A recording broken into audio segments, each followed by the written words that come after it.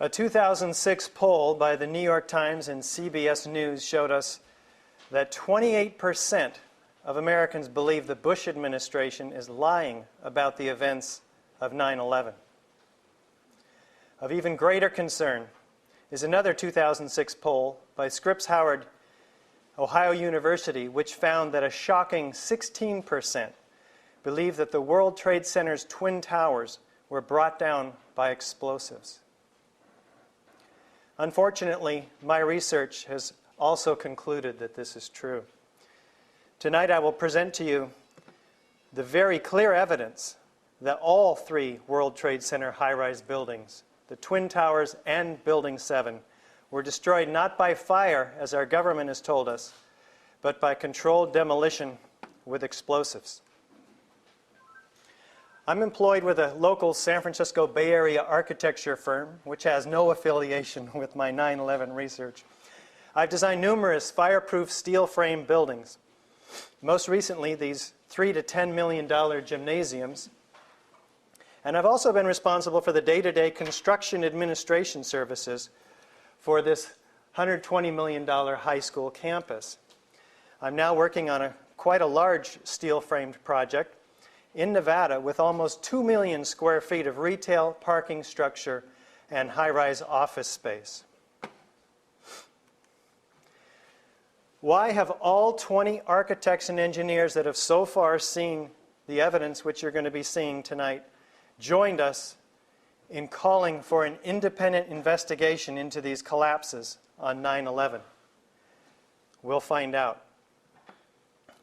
Now, tonight I'll have to scoot through this information rather rapidly, so I'd like you to focus, if you will, on the larger yellow text, or you'll go nuts trying to read everything. We only have so much time. You can check out the details later on our website, which will be up and running in a couple of weeks. Well, why have 100 well-known prominent Americans, most all of which that you'll recognize, and 110 9/11 survivors and family members, and 120 distinguished professors, as well as 20,000 people signing on to Scholars for 9/11 Truth, why have they all endorsed a call for the new probe into 9/11? We're going to find out tonight.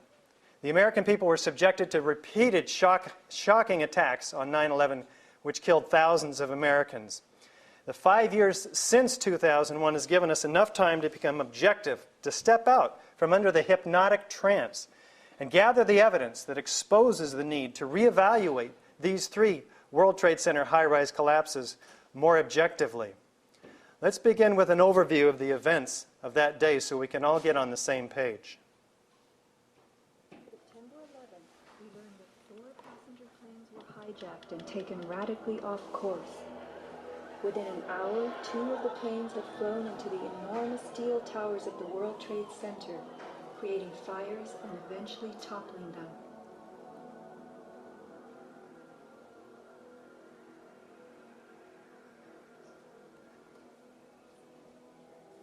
Dazed by the news, the American public soon believed the fires in the towers had burned so hot they caused the steel frames of the buildings to give way.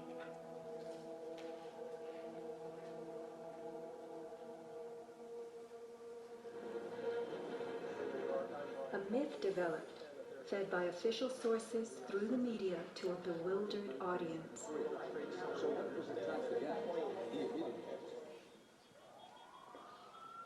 Elements of the myth: the impact of the airplanes, gallons of burning jet fuel, steel melting, the buildings failing and suddenly imploding.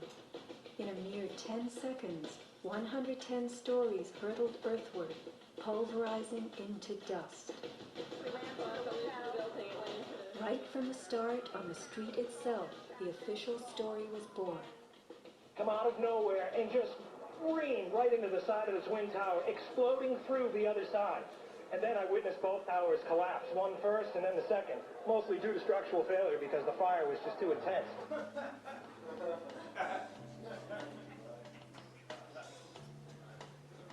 The myth bled into the FEMA report and was echoed by the experts. That's a maximum It was the volume. combination of the impact load doing great damage to the building, followed by the fire that caused collapse.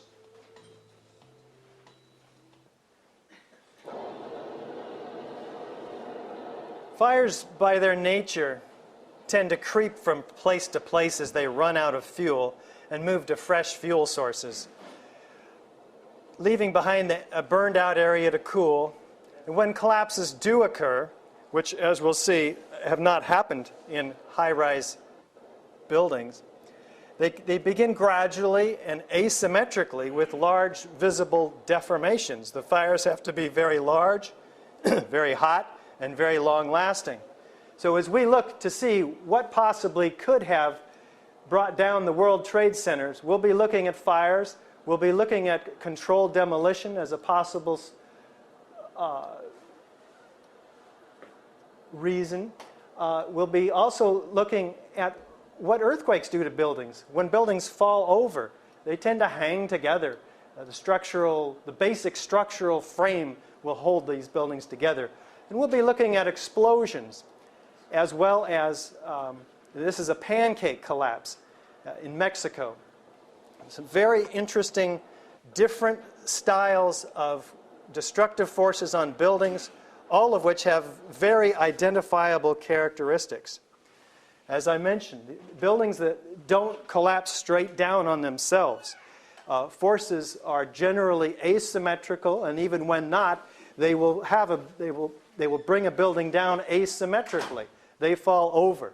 They don't go down through themselves. They don't produce volumes of dust. Explosions have thick, dense, billowing, and enormous clouds with shooting streamers, flashes of light, sounds of explosions.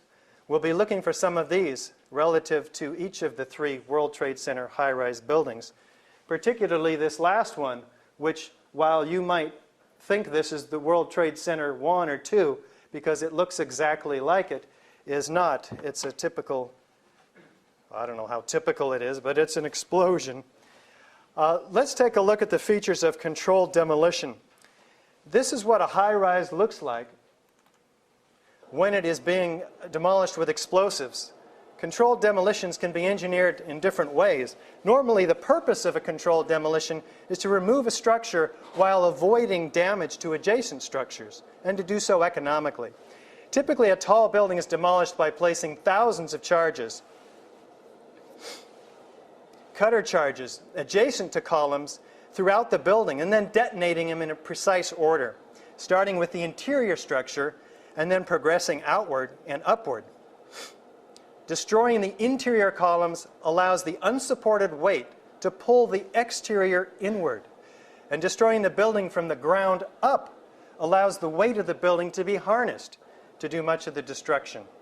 The result is an implosion, producing a vertical collapse at free fall speed into a consolidated rubble pile ready for loading and shipment. Now, what are the features of a controlled demolition? Well, we have direct evidence of explosives. You all have a handout, and you can follow along as we progress through the presentation, because we'll be marching right through these typical features. We have sounds produced by explosions, rapid onset of destruction at the base, dust clouds, thick, billowing, and enormous from the pulverized concrete and explosions. We have often pools of molten iron, which is from the thermite, a common incendiary or cutting charge. We have squibs, or explosive cutting charges, visible at the upper floors, above the point of explosions. We have demolition waves that remove the column support all around the perimeter of a building all at once. And we have a total collapse of the steel skeleton, broken up for shipment.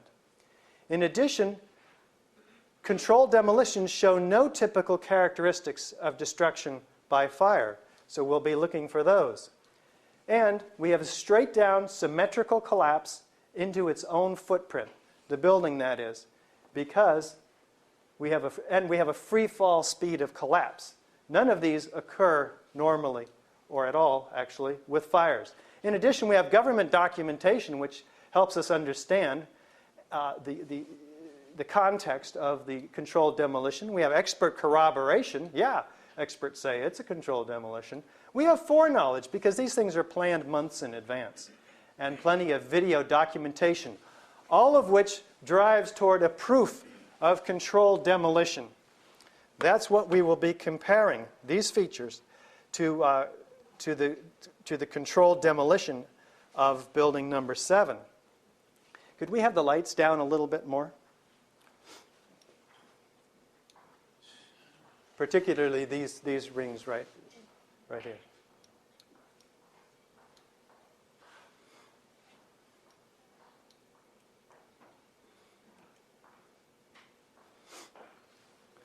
So let's dive right into it and look at the evidence of controlled demolition in Building 7. Now, Building 7 was 350 feet, a football field away from the Twin Towers. It's a 47-story skyscraper that many of you may not even have been aware was brought down on 9/11. Here it is here, seen across from the devastation of the already fallen World Trade Center 1, or the North Tower. It had a couple of fires that were visible in the photographs on the 7th and the 12th floors. This building right here is the reflection or the shadow of this building here. So we're talking about this tall building right here, 5th, 7th floor. So let's look at the evidence now for a straight down symmetrical collapse caused by all the columns being cut at once. The key relates directly to your handout, so you can see where we are in our effort to prove controlled demolition at Building 7. As you know, Dan Rather has a very soft voice, and we will be listening hard to hear him.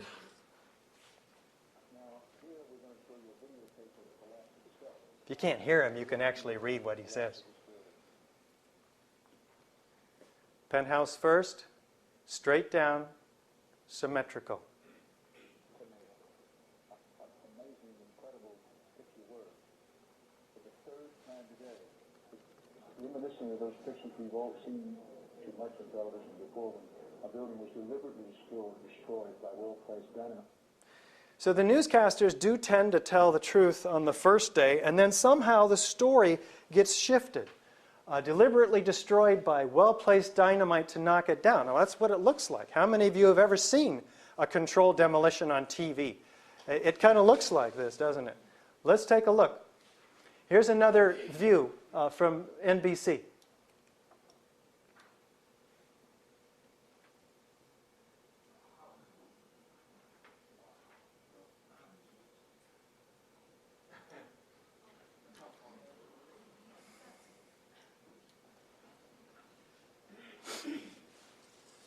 Straight down, symmetrical, and do its own footprint.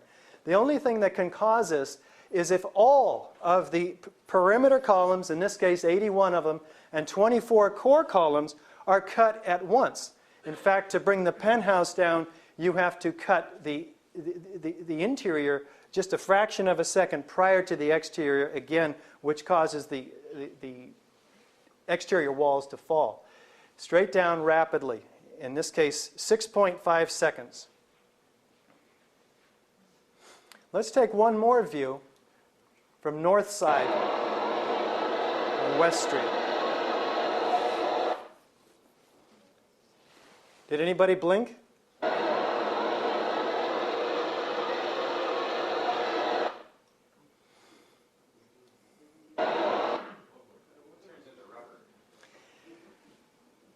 Well, we have also sights and sounds of explosions.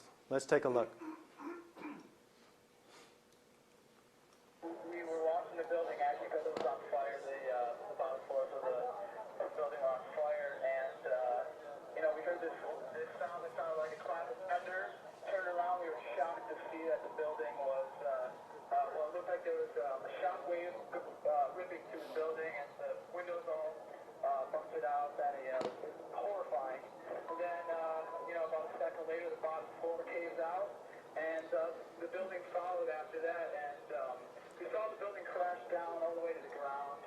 A second later, the bottom floor crashed out. So first, the sound of a clap of thunder, a shock wave ripping through the buildings, and then the building coming down. Let's take a look at the characteristics of destruction by fire. Experts said no building like it, a modern steel-framed high-rise, had ever collapsed because of fire. Now, fireproofing is intended to withstand ordinary fires only for up to 2 hours. So, what happened in these high-rises, and in fact, every high-rise that has ever had a large fire in it, in this case, Caracas, Venezuela, 56 stories, burned 17 hours for 26 floors. Its fireproofing is only good for 2 hours. It did not collapse after 17 hours. Likewise, Los Angeles First Interstate Bank burned 3.5 hours over 5 floors. Philadelphia, 91, Meridian Plaza, 38 stories, burned for 18 hours over 8 floors. No collapse. These buildings are all being utilized today. In New York Plaza, 50 stories burned for 6 hours. So high-rise buildings do not collapse due to fire, even after their fireproofing has performed its usefulness after a couple of hours. Yet, we're told that a couple of small fires, and some say many more fires on the other side of this building, which we don't actually have visual evidence of, brought down this building very quickly, symmetrically, in 6.5 seconds. Well, again, when buildings fall over, they tip, they topple, and they don't pulverize with massive quantities of dust. Let's take a look at the government documentation that we have. There were indeed, altogether with the 3 World Trade Center buildings, 4 investigations. The American Society of Civil Engineers, FEMA, the Silverstein-Weidlinger report done to help Silverstein, the owner of the Trade Center complex, secure his insurance claim, and then NIST, the $20 million 3-year investigation. Now, all of these investigations, which occurred one after the other, had basically the same crew of engineers as their authors. It's very interesting. Now, the FEMA says the collapse of World Trade Center had a small debris field as the facade was pulled downward, suggesting internal failure and implosion. Thank you, FEMA.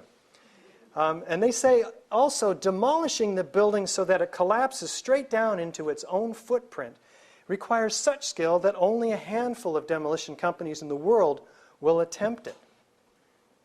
Very interesting. They also say the specifics of the fires in World Trade Center 7 and how they caused the building to collapse remain unknown at this time. This is after their own investigation. And they say the best hypothesis, fire then complete collapse, has only a low probability of occurrence. Further research, investigation, and analysis are needed to resolve this issue. Unfortunately, though, for these investigators hoping to resolve it, much of that evidence had already been destroyed by FEMA, who ordered the systematic removal of all of the evidence against the recommendations of all fire protection engineers and investigators who really wanted to know what was going on. The 9/11 Commission thought this was so important that they didn't even mention the collapse of this 47-story high-rise in the 9/11 Commission report. In fact,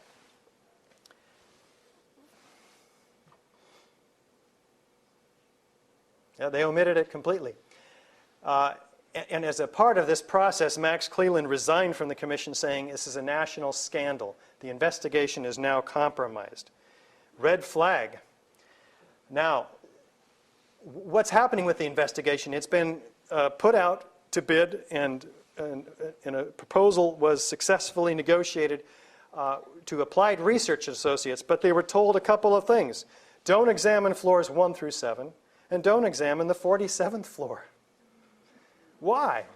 Well, that's where all the evidence of controlled demolition is.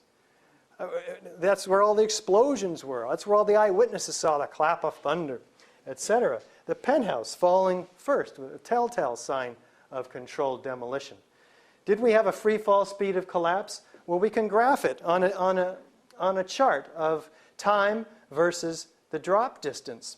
And the square points of data perfectly align with the theoretical curve of free fall. Not perfectly, but suggesting a virtual free fall. Again, what could cause this? This proves that the columns gave no resistance. The whole purpose of designing a building is to resist gravitational loads. They would do some resistance in any collapse scenario. Here, we have no resistance. Do we have expert corroboration? Well, the top European controlled demolition expert says it starts from below, Danny Jawinko.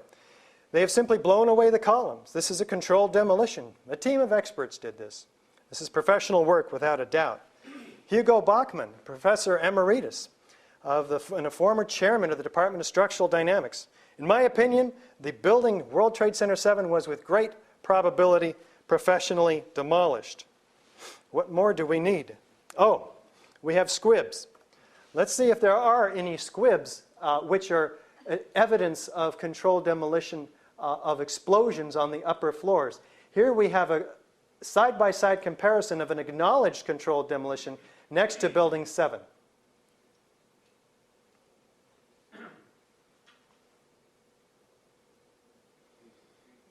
You saw a squib on the right side, which is the acknowledged demolition. Now we're going to zoom in and take a look at the upper corner of Building 7, where there was no fires, and you see 7 or 8 explosions all in a row. Mistimed explosions, I believe.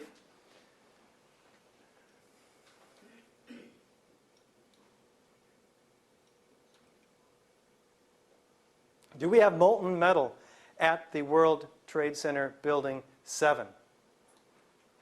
Down below and you see molten steel running down the channel rails, like you're in a foundry. Like lava. Molten iron is the product of the incendiary thermite, a cutter charge which is used in many controlled demolitions. There's no other conceivable source of molten metal found at the base of World Trade Center 7. Hydrocarbon fires burn 1,700 degrees maximum. Molten metal, molten iron in this case, and most all molten metals burn, they need 2,700 degrees to create them. We're missing 1,000 degrees of energy, of temperature. Down below. Do we have foreknowledge of the collapse? Turns out we do. The fire chief, Nick Viscani, says, hey, we're moving the command post over this way. That building is coming down. Well, never before in history had a high-rise steel frame building, especially one with only a couple of small fires in it, but even large ones have never brought down a steel frame building. Let's see what the emergency and police workers say.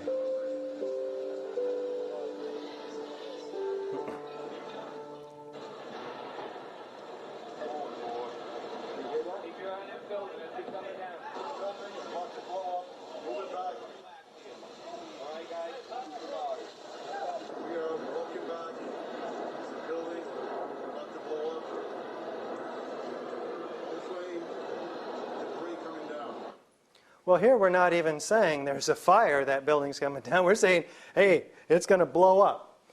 But so never before in history, again, has a fire brought down, and now we're being told it's going to blow up. Well, fires don't blow up buildings either. Turns out the BBC announced the collapse 20 minutes before it happened.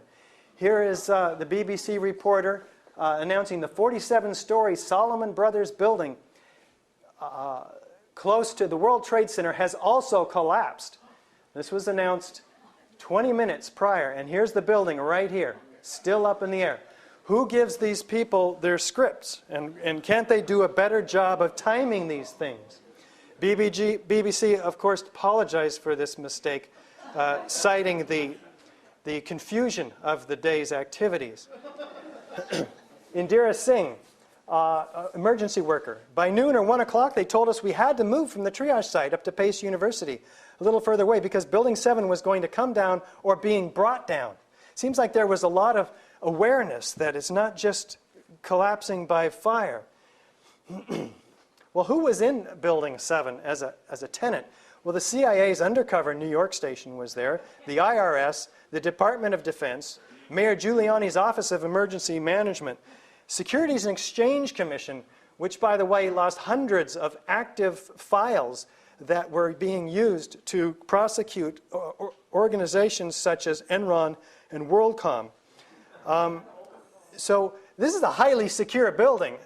Could Al-Qaeda have gotten access to it to set these explosives? I don't think it's probable. I believe that we have shown through every one of the typical features of controlled demolition and no typical features of fire that we've proven controlled demolition. The hypothesis is fully supported.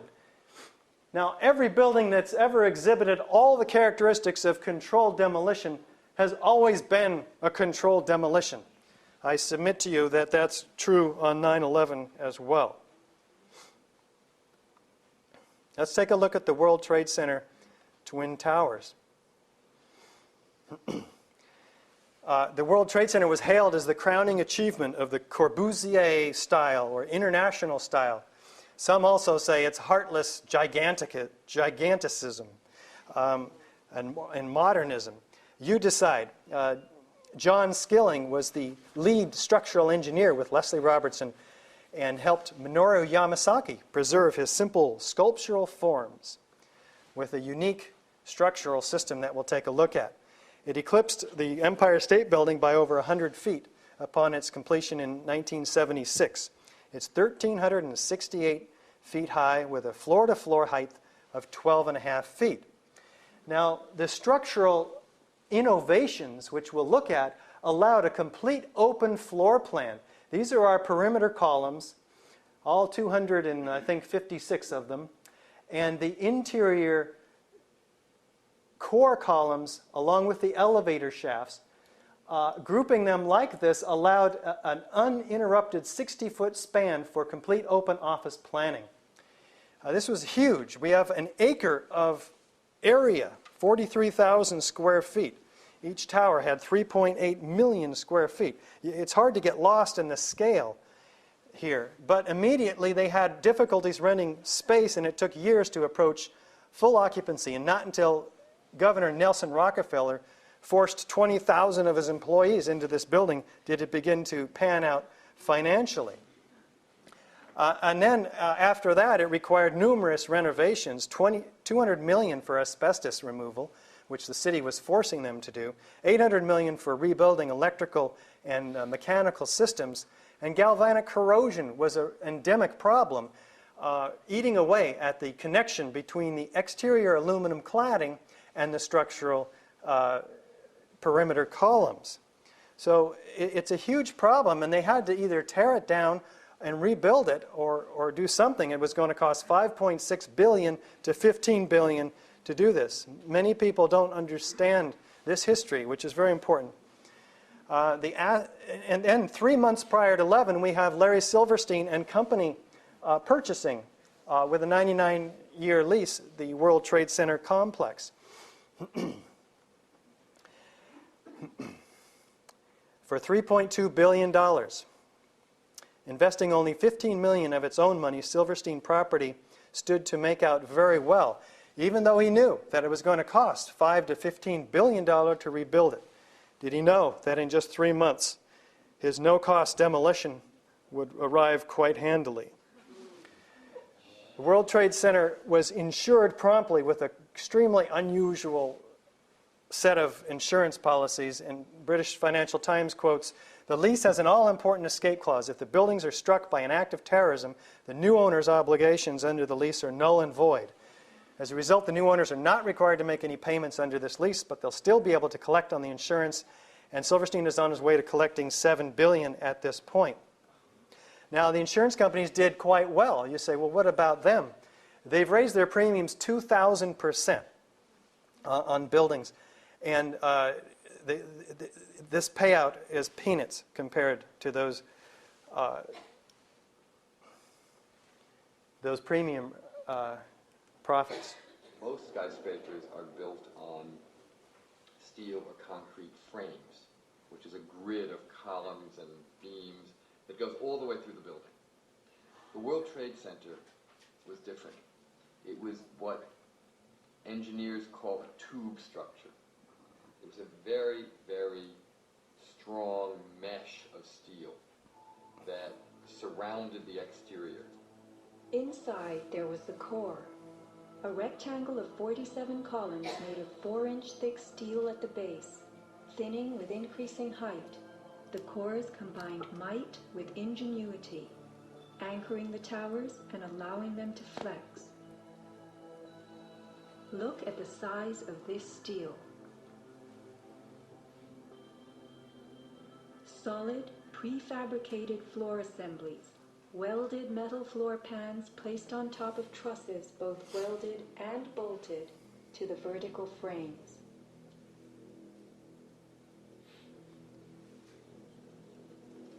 The story we were told. This rock-like steel grid gave way because fire warped the trusses, causing the bolts to fail. As the trusses sagged and fell, the floors dropped with them. In its 2002 documentary, Why the Towers Fell, PBS creates a video model. Once the trusses failed, the floors they were holding cascade down with a force too great to be withstood. The result is what's called a progressive collapse, as each floor pancakes down onto the one below.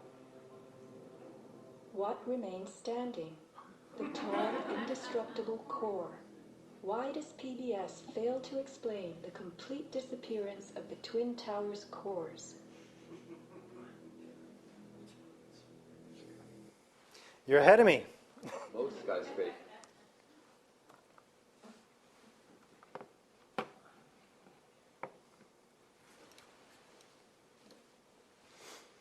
The Twin Towers were solidly constructed with 47 steel core columns and 240 perimeter steel columns.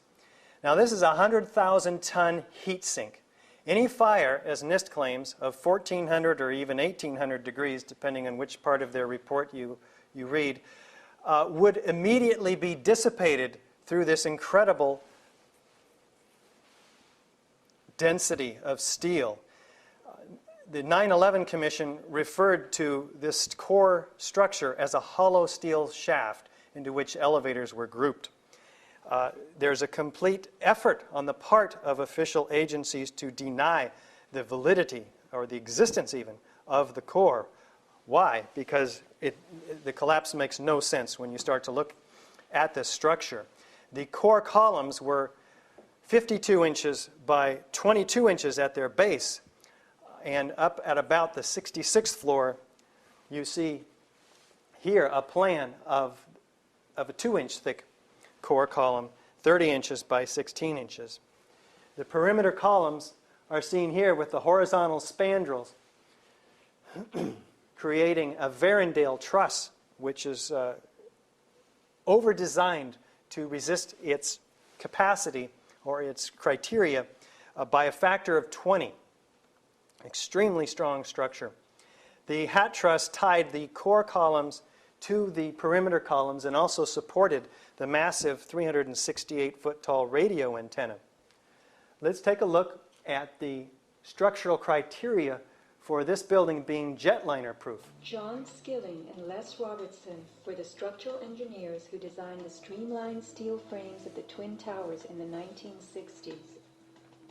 Because a wayward Army bomber flew into the Empire State Building in 1945, the towers were built with skyscraper crashes in mind.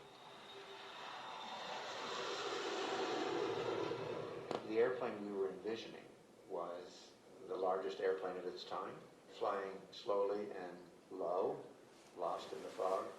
We designed the building to take the impact of the Boeing 707 hitting the building at any location. So it's supposed to be airliner proof. In fact, John Skilling, who is Robertson's boss, says the biggest problem would be the fact that all the fuel would dump into the building.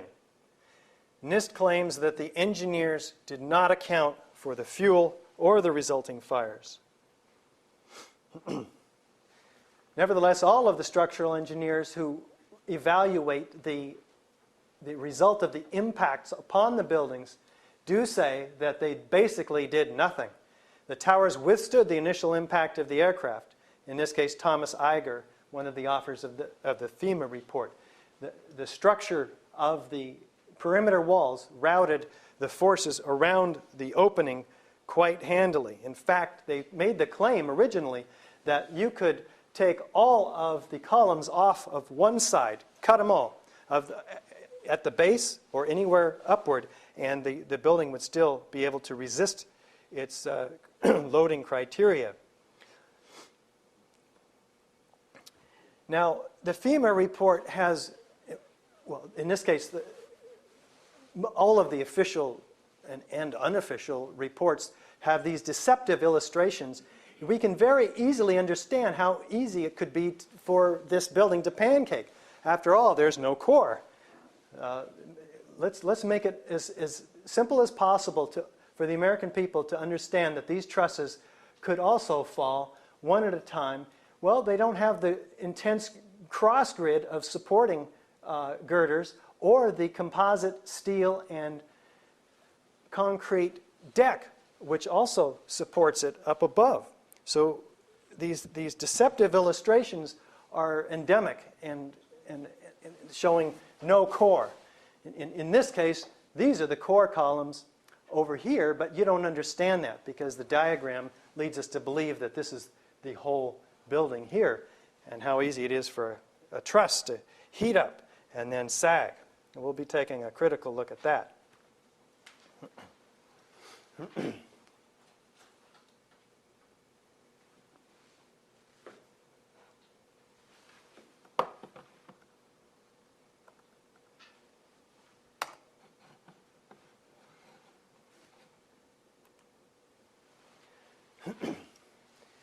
The other thing that they do is show these core columns way smaller in scale than they need to, almost the size of the perimeter columns, which are 14-inch welded box columns. This is a more accurate floor plan, and it shows the core columns arranged all in a row or orthogonally and to scale. And yet, why can't we present the building as it is? We have been given a disc of all of the architectural drawings of the World Trade Center North Tower now by somebody who has seen fit to send it to us anonymously. Prior to this, it was classified, if you will, and nobody could get their hands on it. So we're pleased to note that indeed the core columns maintained up to the 66th floor this 52-inch by 22-inch dimension, and we can see how they are all arranged. The trusses spanned from the core to the perimeter columns with a separate floor structure than was inside the core. Inside the core, we have complete steel girders of 24-inch deep. Outside the core structure, we have these trusses, and they're about 2 feet 5 inches deep, and on top of which is this composite steel and steel decking with concrete. Now, FEMA maintained that the heated up trusses, which had lost their fireproofing due to the impact of the airliner, they were then able to heat up and sag, pulling away from the perimeter columns and detaching in the manner that you saw in the video. NIST reversed that completely and said, no, the problem is that these connections persisted and pulled in the columns on the exterior as the floor sagged. And we'll see how preposterous that is because they actually hired Underwriter Laboratories to do a complete test. Now, it's more difficult for people to understand that the Twin Towers were a controlled demolition because they were so different from our experience of controlled demolition. The objective of any controlled demolition at the Twin Towers would have been to make it appear as if these collapses were produced by the aircraft crashes and the ensuing fires. So what you would do then is you'd start the control demolition from the point of the impact of the aircraft and then work down to make it look like a pancake collapse, even though no such thing has ever occurred in a high-rise steel frame building ever. Now, in the case of the Twin Towers, we have all of the features of a controlled demolition, with a couple of key exceptions that I highlighted.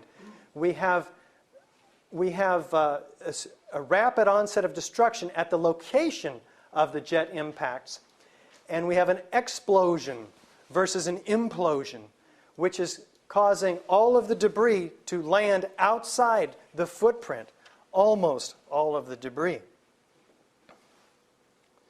So let's take a look at these one at a time. There's sights and sounds produced by explosions. This is Jim Hoffman. The way I described what happened to the towers is that they were, I don't think you can get around calling these explosions. They exploded into these clouds of dust, which, steel hurling in all directions. And these explosions became over 500 feet in diameter by the time they reached the ground. Actually, more like 800 feet in diameter. And, but the reason I think people don't think of them as explosions is because they occurred over a period of 15 seconds in either case. So there wasn't a particularly, normally people think of an explosion as you hear a loud crack, a bang, and then it's just that one event. But if you have, in the case of a demolition where you might have thousands of explosions that are all blending in, then you get one huge explosive event, but you don't hear any distinct explosions that's so much above the roar of it. The thing sounded like, sort of like an ocean wave, just this incredibly loud roar. But incredibly explosive. The tops, I described them as mushrooming, because they blew up so far. The way I describe...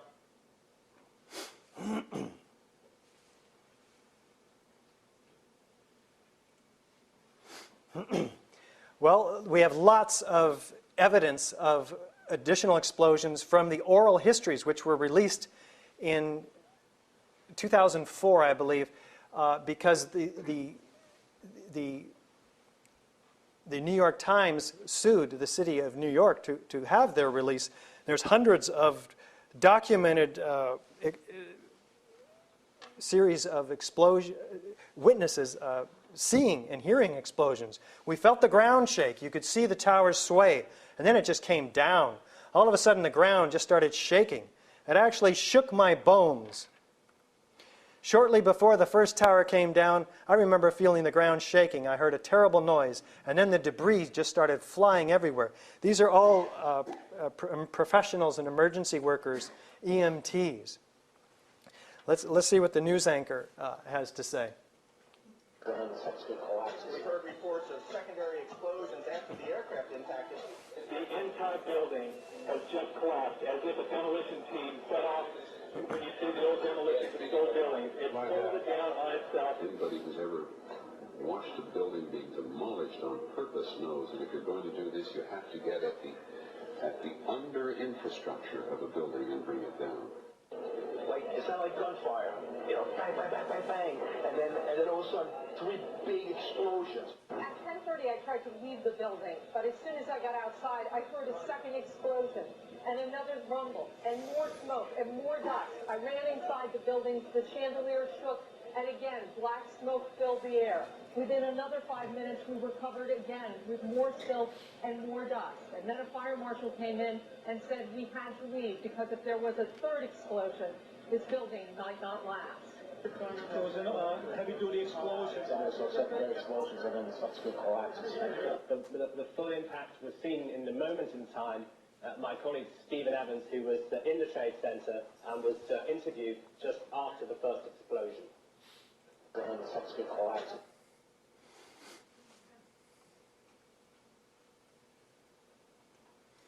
What do the firemen have to say?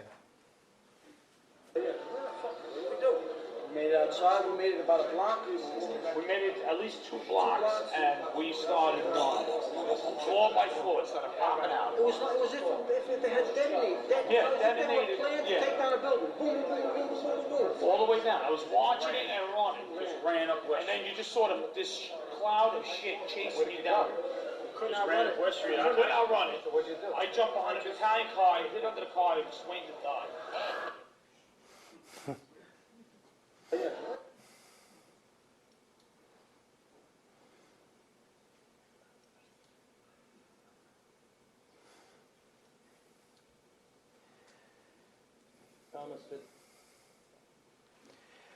Again, he saw a number of brief light sources being emitted from inside the building between floors 10 and 15.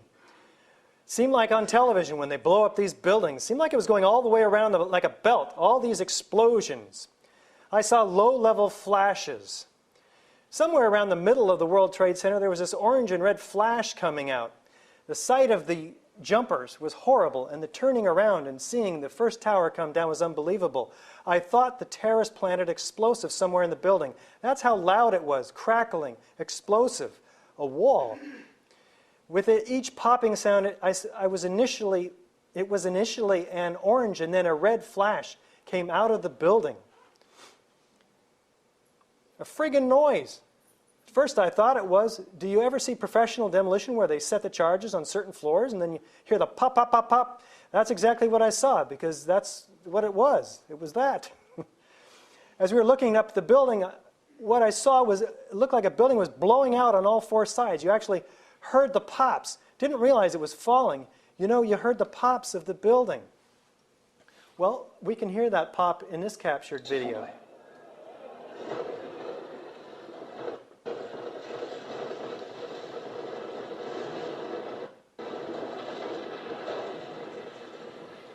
And then let's run for our life. Suddenly there was another loud boom at the upper floors, and there was a series of smaller explosions which appeared to go completely around the building at the upper floors, and then another loud earth-shattering blast with a large fireball which blew out more debris. I saw a flash, flash, flash, and then it looked like the building came down. Well, let's see what it is that could cause this that we're talking about. Buildings as they fall into their footprint, the tremendous billowing clouds of dust.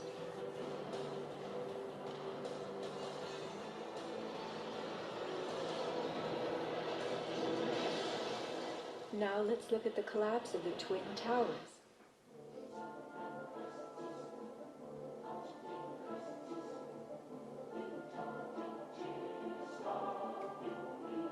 We are seeing explosions rather than implosions, a first in demolition history.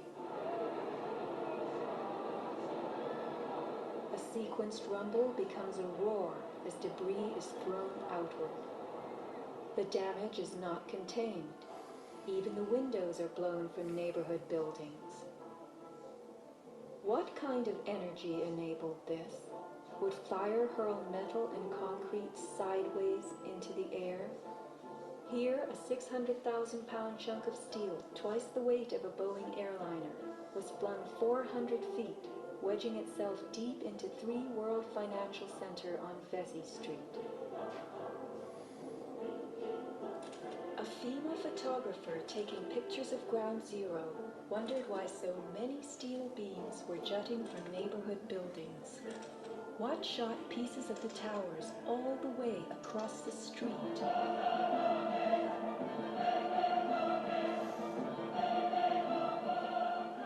In April 2006, New Yorkers were distressed to learn that bone fragments, human remains from 9/11, had been found on the roof of the nearby Deutsche Bank building.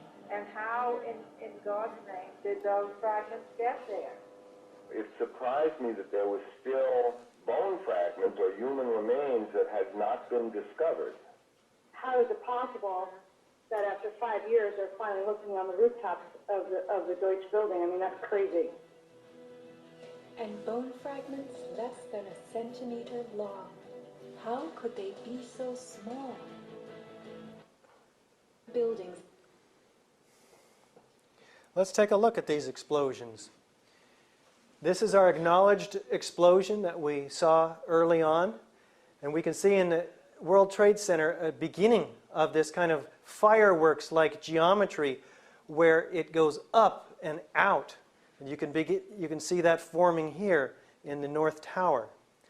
It's described like a banana peeling. Fires don't do this.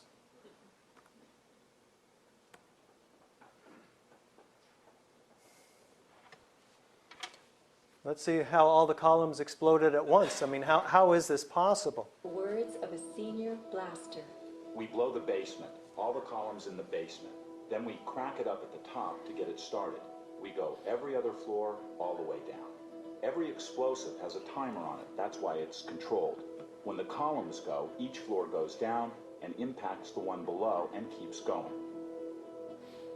Here's what demolition experts use in steel-framed buildings: the linear shaped charge. It's a chevron-shaped or V-shaped charge that you can focus at a specific target, and it's lethal.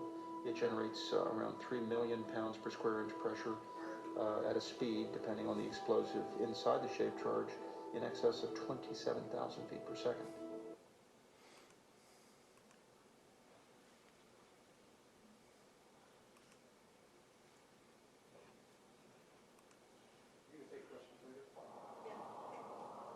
Were the underground explosions intended to blow out the Twin Towers' basements, followed by blasts heard inside the buildings of shaped charges slicing the core? The secondary explosion. We've got numerous people covered with dust from the secondary explosion. Demolition pre-weakening usually takes place well in advance of the final blast, but at the World Trade Center, critical prep work might have had to occur in a very compressed time frame in the panicked aftermath of the plane strikes.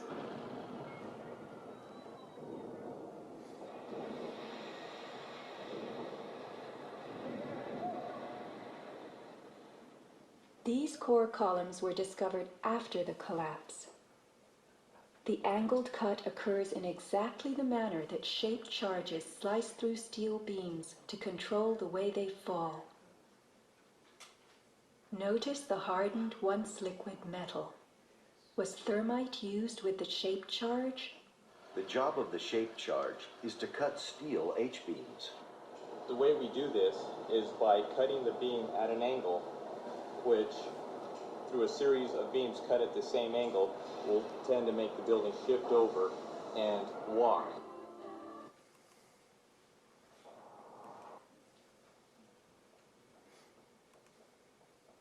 Well, there are plenty of other angled cuts that we can see in the debris of the aftermath of the World Trade Center. Here, sticking up out of the ground. Now, the shortest distance between 2 points is how most iron workers would cut steel that's being taken apart and shipped away. They're not going to be cutting it at an angle and increasing their labor. Angled cuts here, and all across here.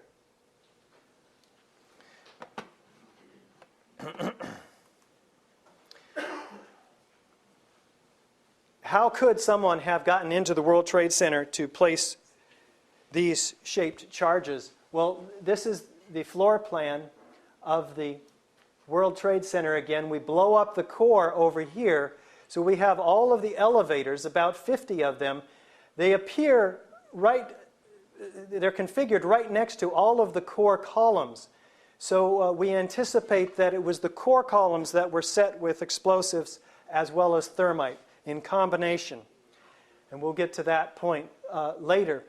And that there had to be sufficient charge to blow not only the core columns in the floor, but the exterior columns as well, which is why we believe that the debris ends up in, actually, as you'll see, a 1,400-foot radius from the middle of the Trade Center towers. It's quite common to use wireless devices that are set from remote-controlled computers in controlled demolition. And at some point, you just have to stop and say, what does my intuition tell me? Barring anything else, all of the evidence. Can a fire create something that looks like this? The other thing that I have to stop and remind myself is that while this is happening, there are 3,000 people in these buildings. And we need to realize that they were murdered, and we need to think about honoring them by getting to the root of the crime and what really happened and who was really responsible. And that's why we'll be asking all of you to join Architects and Engineers for 9/11 Truth in calling upon Congress for a new independent investigation. Let's take a look at the rapid onset of destruction at the location of the jet impacts.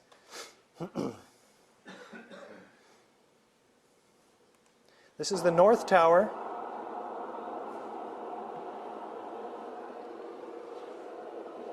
We'll be looking for volumes of smoke coming up from the top about now with additional explosions. And you'll see the top 15 floors telescope down to the point of impact about here before the rest of the building even goes down, indicating that the explosives were taking out the floors above the point of impact. Let's take a close-up look now.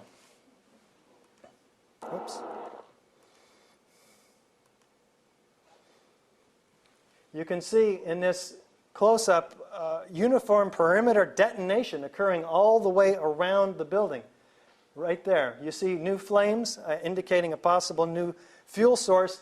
And check out the squibs that'll be visible below the flames here. And there'll be plenty more squibs to be looking at. Squibs being those explosives ejections below the point of collapse, if you will.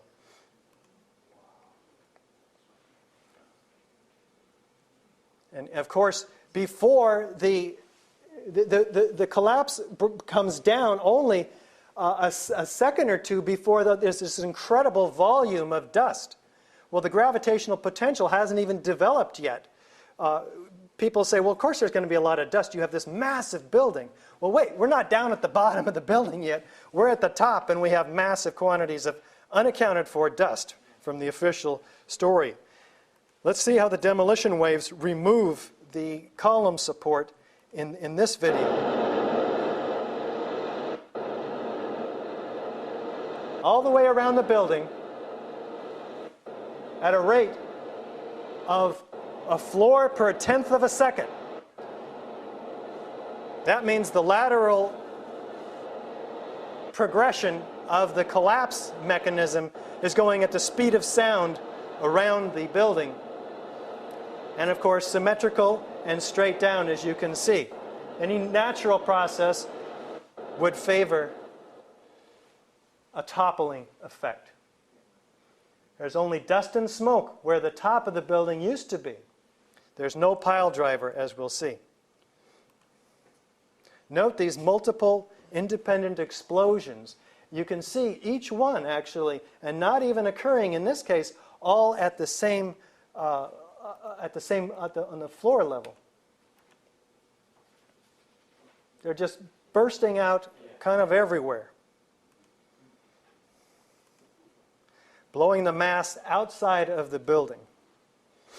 In the case of the South Tower, it did begin to lean, and then what happens? Jim Hoffman will tell us about it.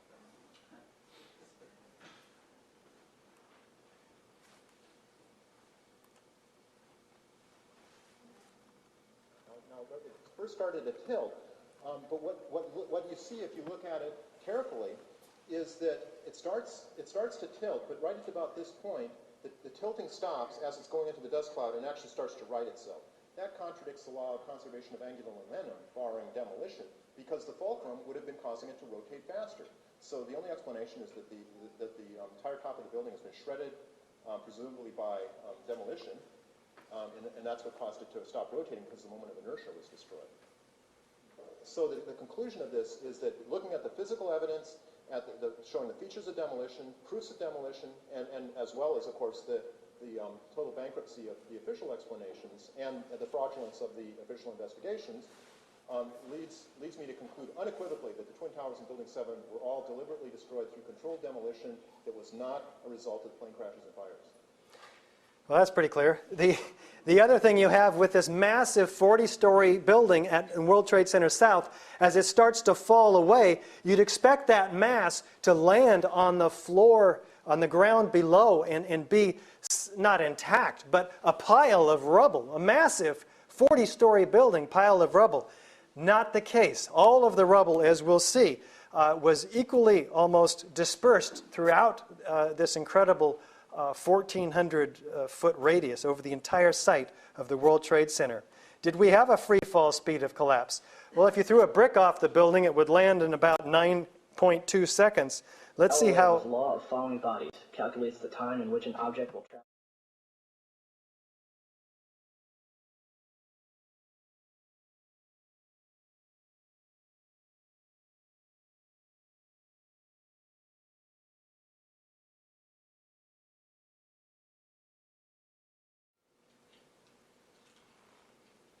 The Twin Towers came down in nearly free fall speed. How does that happen? The interior columns give virtually no resistance. The only way that can happen is if they were removed. The only way you can remove all the columns all the way around the perimeter and the core of the building at once on each given floor, synchronistically timed floor by a fraction of a second, is with explosives. Also, we're told that there's this huge pile driver. Where is it? We can't find it. There's no building crushing the rest of the building below it. A hollow core, which this is because everything's being blown outside, cannot be a piston crushing the rest of the building. Also, it would only have a fraction of its former mass because it's all being blown outside. Well, let's take another look at this. If you have a 20-story building and you drop it with nothing under it, is it going to hit first? Or is this one that's going to be dropping, which has to go through all the steel of this 80-story building below it, going to hit first? How many say this one's going to hit first here? Pretty obvious. Okay, well, that's not true. You're all wrong. On 9/11, they both hit at the same time, defying the laws of physics according to the official story. Let's take... Because even if each floor took like a second, because there's about 110 floors, and if it took about a second per floor to go ka-chunk, ka-chunk, ka-chunk, ka-chunk, you're going to have 100 seconds in that case, which is still, by the way, never happened in history. But on 9/11, we'll say, well, what if it could? Well, it would take at least 100 seconds if it was a second, if the structural columns gave a second of resistance per floor. Let's take a look at it another way. How many of you played that game where you stack up the blocks? What's it called? Jingo. We're going to play that for a moment. You've got 5 blocks, and then you put another one equally. Is it going to crush the rest of them? I don't think so. We're talking about 6 times the mass below. And then all of a sudden, because we have a heated up column and some broken columns, this is going to automatically crush that incredible mass of 5 times greater than itself. Not going to happen, defying the laws of physics. Let's take a look at the rubble inside versus outside of the tower.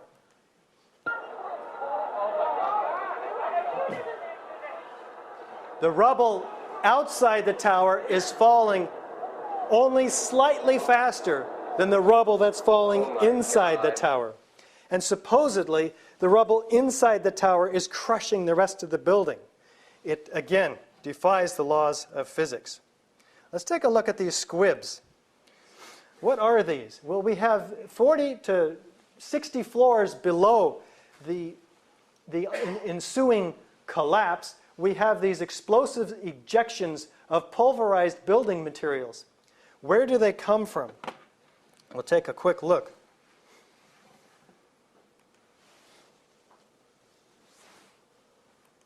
In all the videos of the collapses, explosions can be seen bursting from the building 20 to 30 stories below the demolition wave. Here,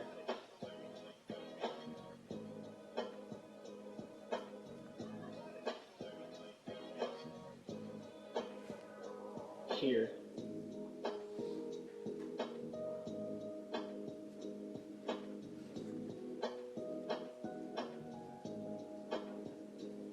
here,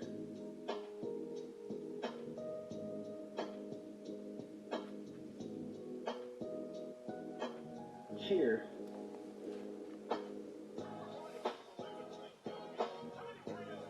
here,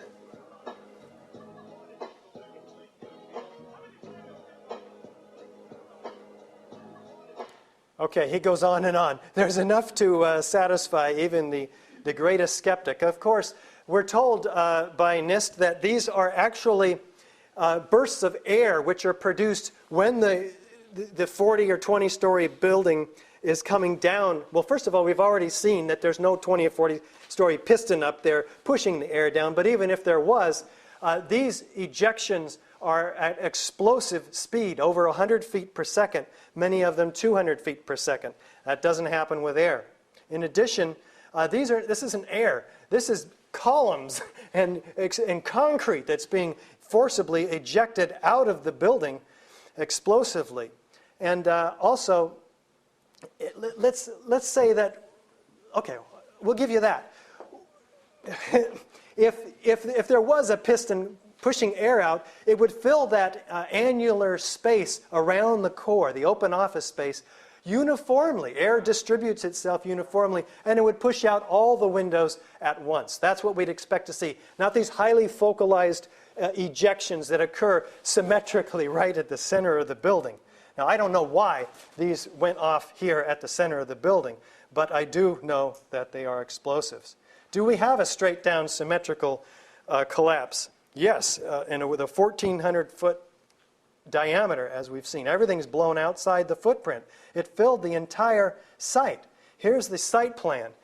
Let's go back and forth. You can see what that debris field looks like. It is a mess. There's only partial buildings. You can see building 7 on the right side in its perfectly tidy little implosion, and then everything else exploding outside. There's nothing, there's no pile of debris found at the base. In fact, here's the base. You've got some remnants of World Trade Center, one of the towers, with a 7-story lobby filled only to 2 or 3 stories with debris.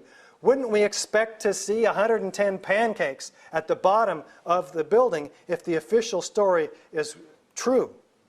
Something like this, which happened in Mexico, where a concrete building collapsed due to earthquake.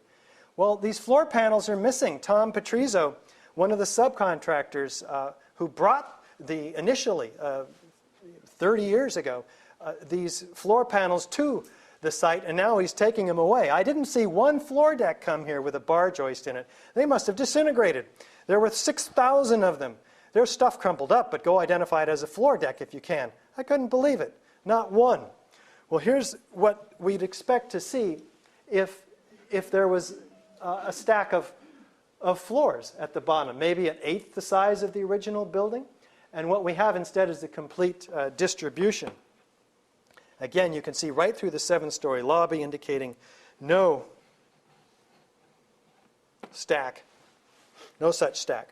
Well, do we have the steel skeleton broken up for shipment? Yep. Was there molten metal, which takes about 4,000 degrees of heat? Let's take a look. The Trade Center structural engineer, Leslie Robertson, says as of 21 days after the attack, the fires were still burning and molten steel was still running.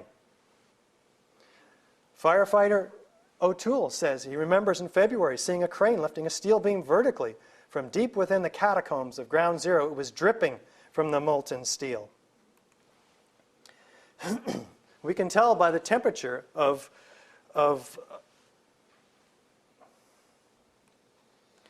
these various materials how hot they are.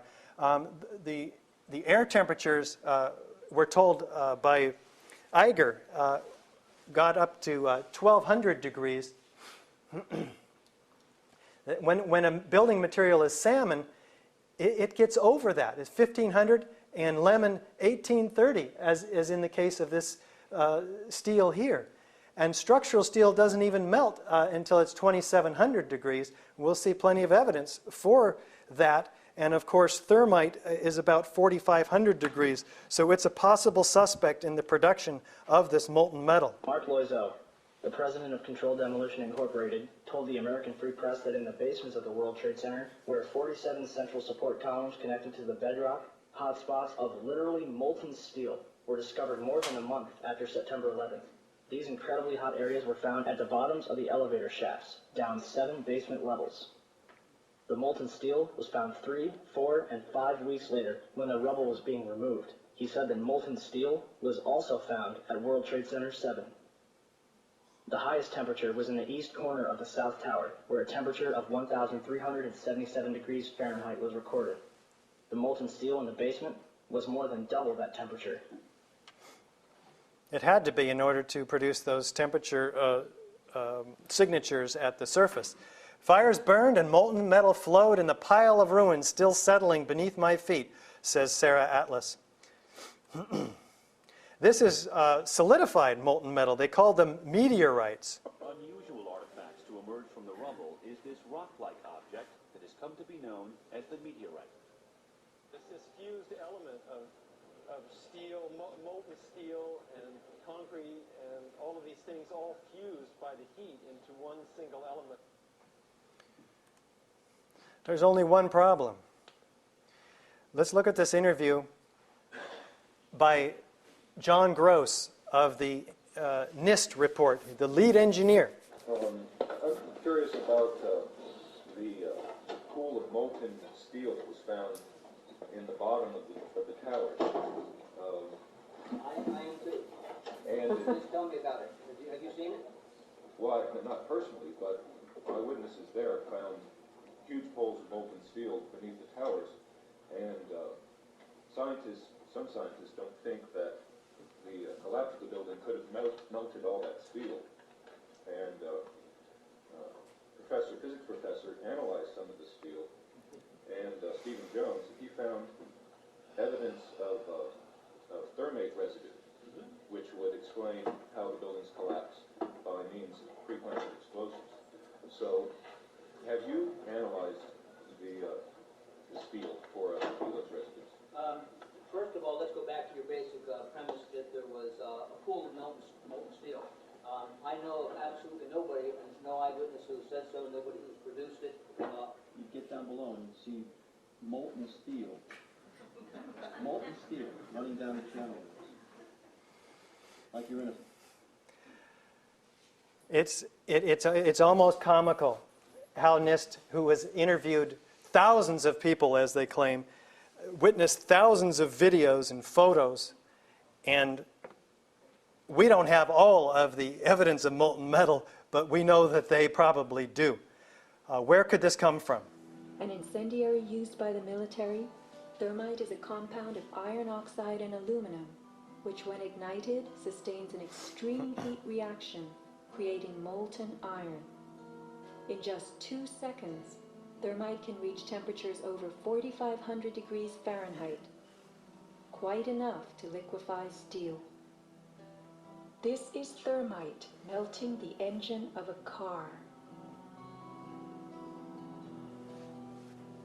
We know that open-air fires cannot burn hot enough to melt steel, but metal had melted at the base of the towers. The second product of a thermite reaction is aluminum oxide, visible as white smoke. Was thermite used in conjunction with explosives on September 11th? Watch this very bright substance pouring from the 81st floor of the South Tower.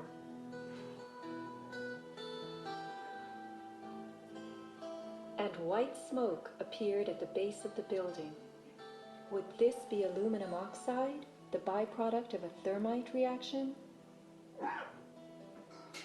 Appendix C of the FEMA report describes sulfur residues on the World Trade Center steel. The New York Times called this the deepest mystery of all.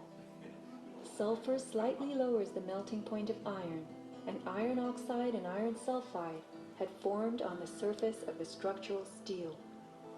Sulfur used with thermite is called thermate, producing even faster results.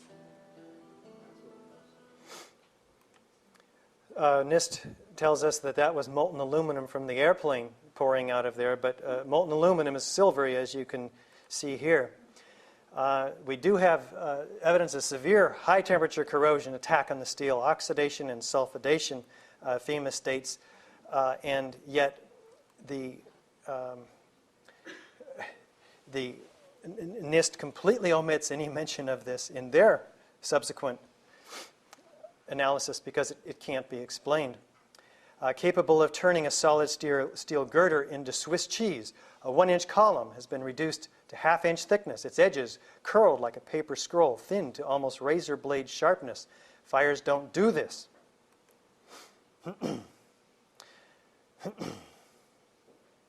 Steel in dragon-like lengths and contortions spoke for itself, bent, deformed, without cracks. I found it hard to believe that it actually bent because of the size of it and how there's no cracks in the iron. It bent without almost a single crack in it. It takes thousands of degrees to bend steel like this. Typically, you'd have buckling and tearing on the tension side, but there's no buckling at all. There's no buckling at all. Well, let's take a look at a chemical analysis which physics professor Stephen Jones of BYU performed. He was sent this 40-pound chunk of previously molten metal. And he started out with a theory. When thermite reaction compounds are used to ignite a fire, they produce a characteristic burn pattern and contain more unusual elements inside of it, the molten metal, fluorine and manganese, which are left behind in the residue. So he looks at this stuff and he finds predominantly iron, so he rules out molten aluminum from the jet planes immediately. It also has manganese and fluorine in abundance, which provides evidence for his thesis. And of course, fluorine is present as an oxidizer used in thermite. A second experiment he performed, it was on the sample source from the 9/11 monument that was erected, this slag from the ends of the steel sent to him. X-ray fluorescence analysis also showed iron, sulfur, and potassium and manganese. Well, when you have gel explosives, these have tiny aluminum particles in iron oxide. It's called a sol gel, and they can be cast into shape, into a linear shape charge, such as you see here from the patent office. This invention provides a method for cutting target material like steel in a linear cutting action, and you'd expect to see something like this, which indeed also came from the 9/11 Memorial Park. Well, sol gels, however, would leave this telltale residue of 1,3-diphenylpropane. And let's see if the dust from the World Trade Center showed any of that. Well, EPA's Eric Schwartz says there's one molecule that dwarfed all others, 1,3-diphenylpropane. Hey, we've never observed it in any other sampling that we've ever done. Large amounts of this stuff, of course, indicate that thermite was used as arson at the World Trade Center, thus providing plenty of proof for his hypothesis that thermite indeed was used at World Trade Center 7 and the Twin Towers. You have two geologists, two physicists, and a geologist conducting these experiments together. Well, let's take a look at the dust clouds, which, of course, as we've seen, are enormous and thick and billowing.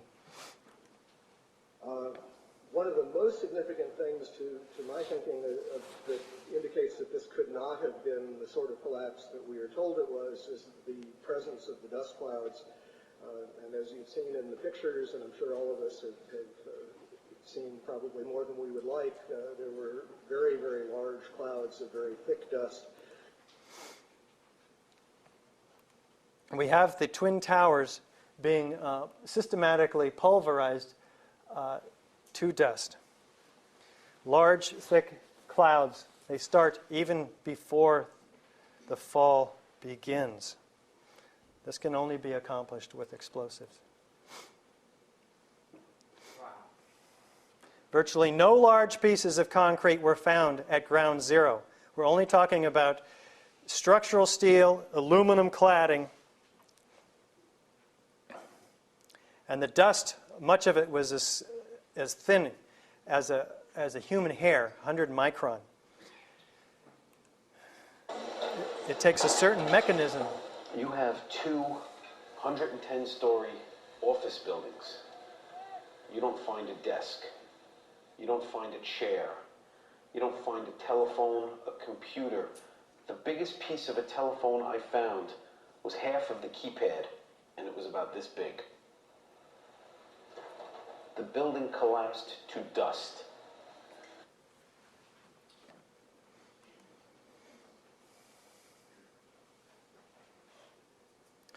We also have an acre of 16 gauge floor decking, 43,000 square feet times 110 floors, on top of which was 4-inch thick, lightweight concrete, reinforced. Where is all that stuff? At the bottom, it's completely missing. No decking, no trusses, no concrete, pulverized.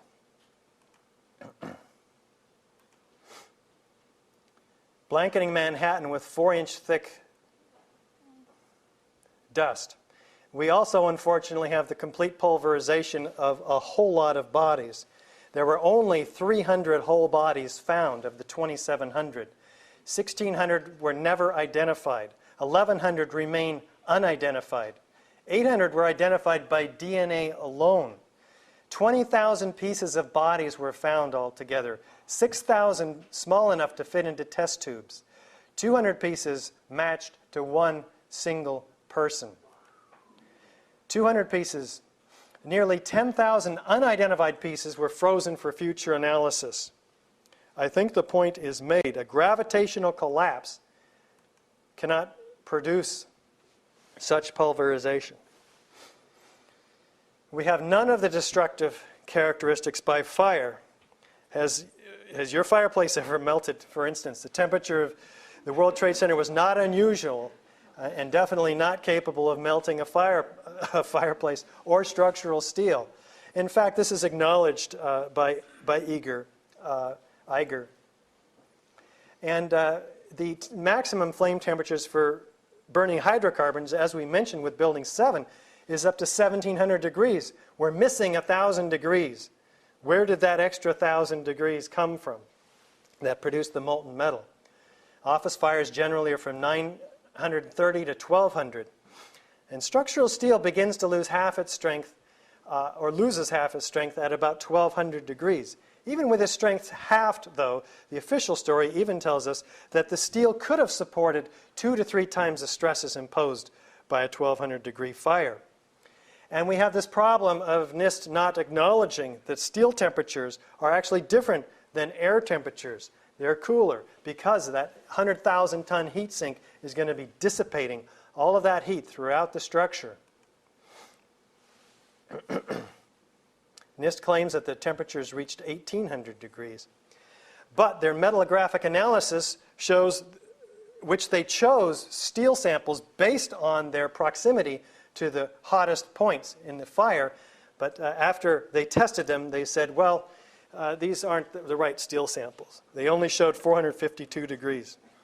Their own column temperature graphics show relatively cool temperatures below 600 degrees. And this towering inferno, I'm not referring to this one, which was in Caracas, which burned over something like 17 hours without collapsing that building. I'm referring to this one, where this woman is standing in the hole looking out. We have a cooled portion of the North Tower. So, as I mentioned, the fire is going to burn from place to place, cooling behind it, leaving it, if it collapses at all, which it shouldn't, it hasn't, it would collapse asymmetrically. We have, on the South Tower, which fell after only 56 minutes, the chief, Oreo Palmer, who reached the 78th floor, finding only 2 isolated pockets of fire, saying he should be able to knock it out with 2 lines. And coming down from the top, we have Brian Clark, a survivor making his way down. He says there were small flames visible through the damaged wall, lapping up against the wall. There was no towering inferno in the South Tower either. 1945, a B-52 bomber lost in the fog crashed into the 79th floor of the Empire State Building.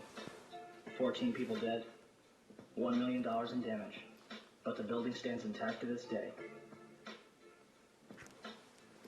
On February 14, 1975, a 3-alarm fire broke out between the 9th and 14th floors of the North Tower. According to the New York Times, the fire leads to intense scrutiny of the towers and eventually to a decision to install sprinklers. On May 4, 1988, A 62-story skyscraper in Los Angeles burned for 3 hours and spread over 4 floors. It did not collapse. On February 23, 1991, a 38-story skyscraper in Philadelphia, built in 1973, burned for more than 19 hours and spread over 8 floors. It did not collapse. And yet on 9/11 we have 2 skyscrapers that collapsed after 56 minutes and 102 minutes. We have a whistleblower from Underwriter Lab, Kevin Ryan, who lost his job as a result of writing a letter to NIST, making that letter public, in which he pointed out that the tests that NIST hired Underwriter Laboratories to do should easily have demonstrated that they could have resisted the thermal stresses because they were heated to temperatures of 2,000 degrees and for up to 2 hours, and they sagged only 4 inches. Did not fail. Yet NIST turned this around and in their computer models used a 42-inch sag, which they needed to produce the loads on the column to pull the column in to create instability. Thus, Fire Engineering, the magazine of fire protection engineers, calls this investigation, in the case of the FEMA investigation, a half-baked farce. Structural damage from the planes and explosive ignition of jet fuel in themselves were not enough to bring down the towers. This is Bill Manning, the editor of Fire Engineering magazine. A full-throttled, full-resourced forensic investigation is imperative. Well, let's take a look at this NIST report that was supposed to explain everything as a result of a $20 million 3-year effort.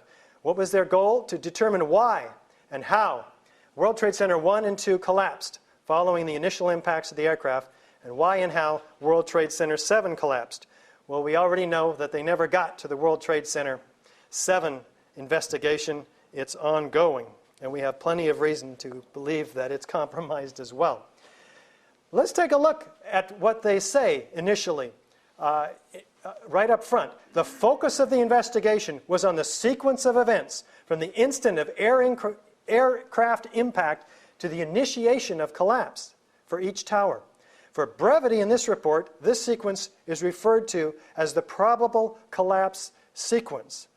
Wait a minute. What happened to the actual collapse?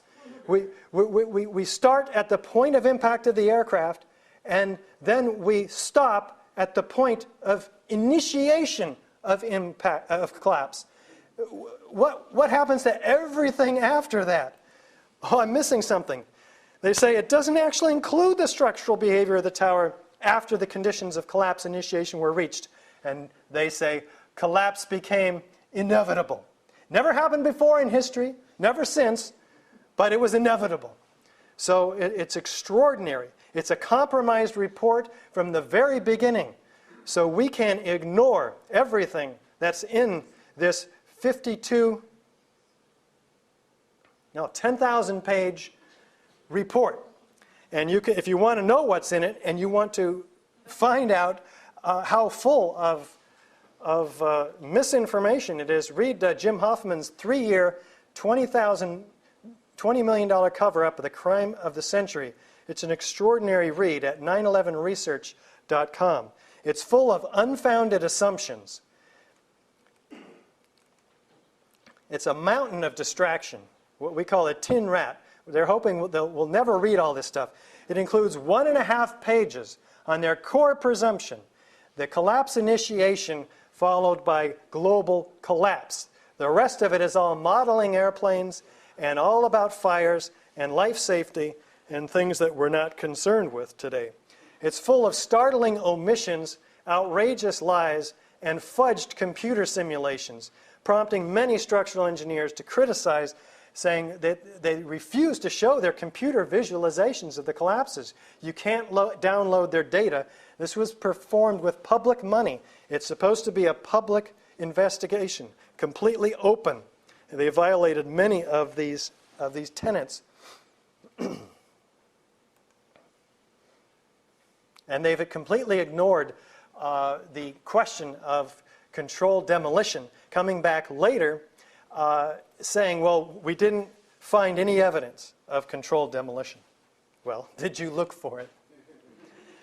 They also say, after in their frequently asked questions about controlled demolition, because lots of people have asked that the towers could not have been a controlled demolition because the demolition did not start at the base of the building like controlled demolitions do.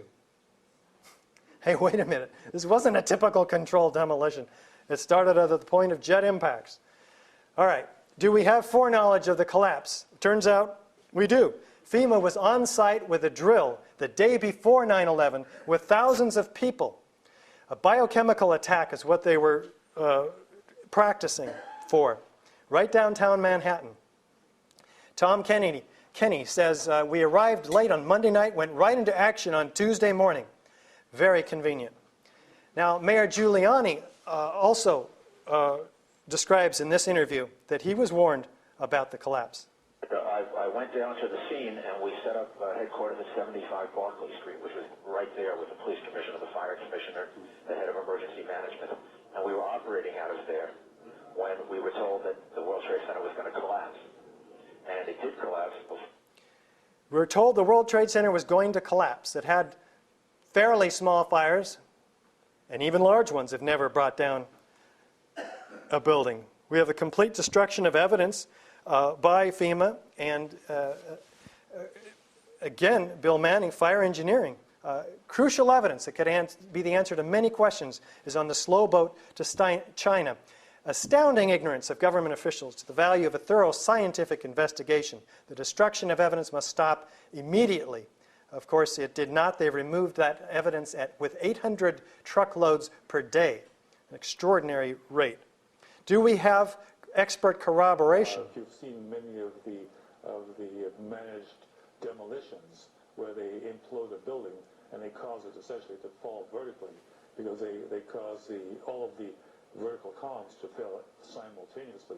That's exactly what it looked like, and that's what happened. It was live on television. I mean, just literally millions of people.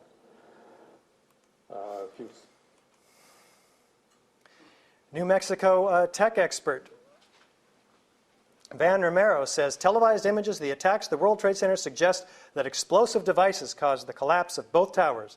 My opinion is, based on the videotapes, that after the airplanes hit the World Trade Center, there were some explosive devices inside the buildings that caused the towers to collapse. Mike Taylor says, it looked like a classic controlled demolition. He's a demolition expert who commented early on in The New Scientist. The collapse of the World Trade Center towers mirrored the strategy used by demolition experts. The explosions at the higher floors enabled the collapse to gain downward momentum. A structural engineer, William Rice, the prevailing theory would have us believe that each of the twin towers inexplicably collapsed upon itself, crushing all 287 massive columns on each floor while maintaining a free fall speed, as if the 100,000 tons of supporting structural steel framework underneath did not exist. Even Ronald Hamburger, who one of the authors of the FEMA and NIST reports, it appeared to me that charges had been placed in the building. Thank you, Ronald. And yet they never considered demolition. Well, what brought the Twin Towers down? Was it a fire with jetliner crashes? Typical controlled demolition? Or atypical controlled demolition? I believe that the hypothesis of controlled demolition is fully supported by the evidence. Once again, we have direct evidence of explosives composed of sounds and flashes produced by explosions, rapid onset of destruction at the location of the jet impacts, dust clouds which are thick, billowing, and enormous from the pulverized concrete, pools of molten iron from thermite, 4,000 degrees, squibs or explosive cutter charges visible at the upper floors, demolition waves removing all the column supports, and a total collapse where the steel skeleton is broken up for shipment. We have no typical characteristics of building destruction by fire. And we have a straight down symmetrical collapse exploding outside its footprint because all the interior collapses on a floor are exploded at once and then floor by floor, resulting in a free fall speed of collapse. We have government documentation, which we've gone over in detail, a whistleblower, expert corroboration from demolitions experts, foreknowledge of the collapse, and plenty of video documentation, all of which proves controlled demolition. Once again, every building exhibiting all the characteristics of a controlled demolition has always been a controlled demolition. Wherever you go in the official story, in the 9/11 Commission report, you'll find holes big enough to drive a tank through. You can look at the airline flights, the NORAD stand down, the millions made on unusual put options placed on the airlines and other companies vulnerable to 9/11. The 9/11 Commission report itself, the funding of the terrorist organization, the heroin trade in Afghanistan, the Department of Defense's Able Danger Project, and the FBI's obstruction of justice. But let's just peer into one of the major holes as a final thought for tonight. Osama. Osama said, now he's no friend of mine, but let's just look at what he said first, before he said something else. I stress I've not carried out this act, which appears to have been carried out by individuals with their own motivation. There exists a government within the government of the United States.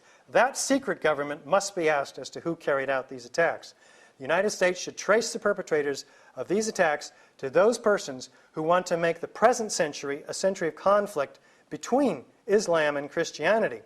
Well then, on December 13th, we find this smoking gun video in a cave in Afghanistan where Osama is saying something completely different.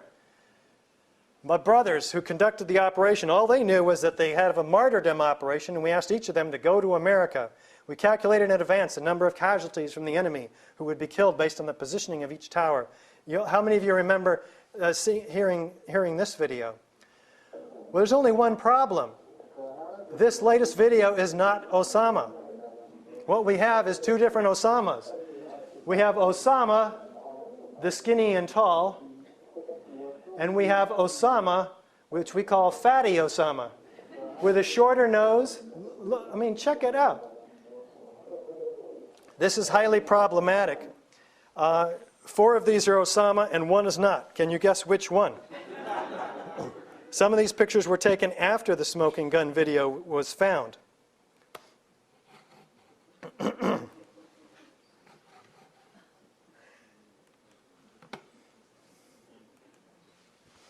The FBI says they have no hard evidence against bin Laden. Rex Tom, FBI Chief of Investigative Publicity. The reason why 9/11 is not mentioned on Osama bin Laden's most wanted page is because the FBI has no hard evidence connecting bin Laden with 9/11. Oh my gosh, you mean we invaded Afghanistan for the wrong reason? Evidence that the confession tape is fraught with problems, because the fabrication of evidence is a huge crime. How many of you still believe the official conspiracy story? I don't see any hands. Why didn't we see the truth about 9/11 initially? Our government lied to us about the building collapses. The 9/11 Commission reinforced the lie. FEMA and NIST justified the lie. And the corporate media repeated and hammered in the lie. We really didn't have much of a chance. I believe that I've proven that explosives were used to destroy each of the 3 World Trade Center high-rise buildings on 9/11. Now, it takes months of planning to set in place explosives and engineer them. And certainly, Al-Qaeda did not have access to these highly secure buildings. Unfortunately, therefore, this is just the beginning of a disturbing but very essential journey into 9/11. The evidence you've seen tonight is just a small fraction of the vast body of information that the 9/11 Truth Movement has compiled. The questions raised are numerous and ominous that must be answered in a new investigation by Congress. For instance, who was responsible? Remember, 9/11 was the cause of the invasion of 2 countries, and we clearly know that Iraq is founded on a pack of lies. And it appears that Afghanistan is as well. I encourage you to discover the solid evidence that I have not had time to give you tonight. There are some great books and tapes that are available outside that you can increase your information levels and get you headed in the right direction. And I encourage all architects and engineers and everyone here to sign our petition calling for Congress to reinvestigate the building collapses on 9/11. What happened to our media? Well, the central entail, William Colby says the CIA owns everyone of any significance in the major media. I assure you, this is a problem. And I can't believe he told us this, but I'm glad he did. They had Operation Mockingbird, which was the intent of which was to buy influence behind the scenes at major media outlets and putting reporters on the CIA payroll, which has proven to be a stunning ongoing success, we're told. And it was headed up by Frank Wisner, Alan Dulles, Richard Helms, and Philip Graham. Fortunately, we have organizations like Project Censored who are dedicated to bringing these stories that are hidden by the major mainstream media, all of which are corporate-owned and, as Peter Phillips has shown us, cross-linked with the major industrial arms corporations and oil corporations. They all sit on each other's board of directors. So it's no wonder that we don't hear the truth. Well, with freedom does come responsibility. This is easily the most important event in American history since Pearl Harbor. The magnitude of the impacts cannot be overstated. The terrible acts of 9/11 and those leading up to them deserve a thorough, independent, and unimpeachable investigation. It's unreasonable, again, to assume that Al-Qaeda could have had access to these buildings. So, if some rogue element within the U.S. government is responsible for the terrorist attacks, and the Pentagon too, on 9/11, it is critical that we expose the truth and let the chips fall where they may. Again, for the sake of those who died on 9/11, their families, the American people, for the sake of peace in the world, please continue seeking the truth about 9/11 and demand an investigation. Inform yourselves with some great DVDs, 9/11 Guilt. You heard Jim Hoffman today. You heard plenty from 9/11 Mysteries. There's much more to tell. You can buy 9/11 Mysteries outside for $1. Some great books by David Ray Griffin, The New Pearl Harbor and Christian Faith in 9/11. And go to stj911.org to see Stephen Jones's work and other scientists who have documented this. Millions of people are studying these matters. And the 9/11 Truth Movement has shown that 49% of New Yorkers now believe that 9/11 was planned or at least allowed by the federal government. This is staggering. It's time for action. Read the DVDs. Get yourself informed. Ask all candidates where they stand. Do they support an independent investigation? As for me, I'll speak to any group. You can find me on my website at ae911truth.org. Tell everyone you know about 9/11. Join us in Berkeley on April 21st, Saturday, from 1 p.m. to 5 p.m. Deconstructing Deceit, an extraordinary view into the mainstream media and its corruption. I will be giving a case study at about 2:30 on the same subject. So all of your friends in the Bay Area, call them, send them to Berkeley. Also, we'll be in Chico next week at a conference on 9/11. We'll be speaking on Friday at 7 p.m., April 27th. Everybody, please speak out. And thank you so much for coming tonight.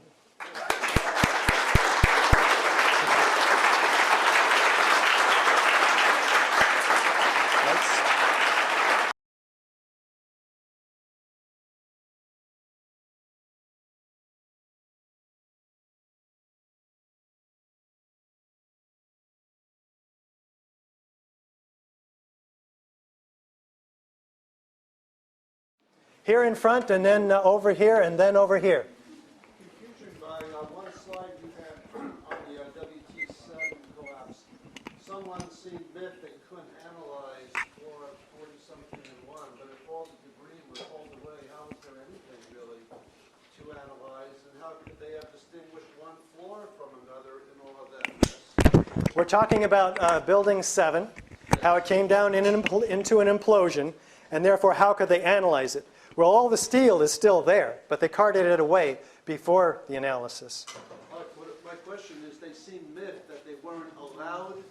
Oh, I see. They wanted to analyze it, but it was all removed before they could Yes, much of that steel was removed. In fact, I believe all of it in the case of Building 7 before the FEMA had access to it. And FEMA doing the investigation, FEMA being the agent of the destruction of evidence as well. Over here. My name is Alan Horn. I'm a Vietnam-era veteran. I've been trained in the use of high explosives. Granted, that was 35 years ago, but I believe that it would take about 4 to 5 months to properly rig up the building so that they would come down, and I think that was made a lot access to the internal core as well as the outside was made possible by Marvin Bush, the president's brother, who was the chief of security that day at 9/11. I don't know how many people know that. And I would just like to say also that Silverstein, Larry Silverstein, said on CNN in an interview that they were about to pull down building number 7. I didn't hear you mention that that interview that was published on CNN. And then one last thing is the difference between thermite and thermate. I would like to see a little bit broader definition, explanation of the two. I think it was a thermate explosion as opposed to a thermite explosion. Great questions. For the rest of you, I'm going to ask that you ask your questions one at a time, because that way I and our future audience can handle it a little better.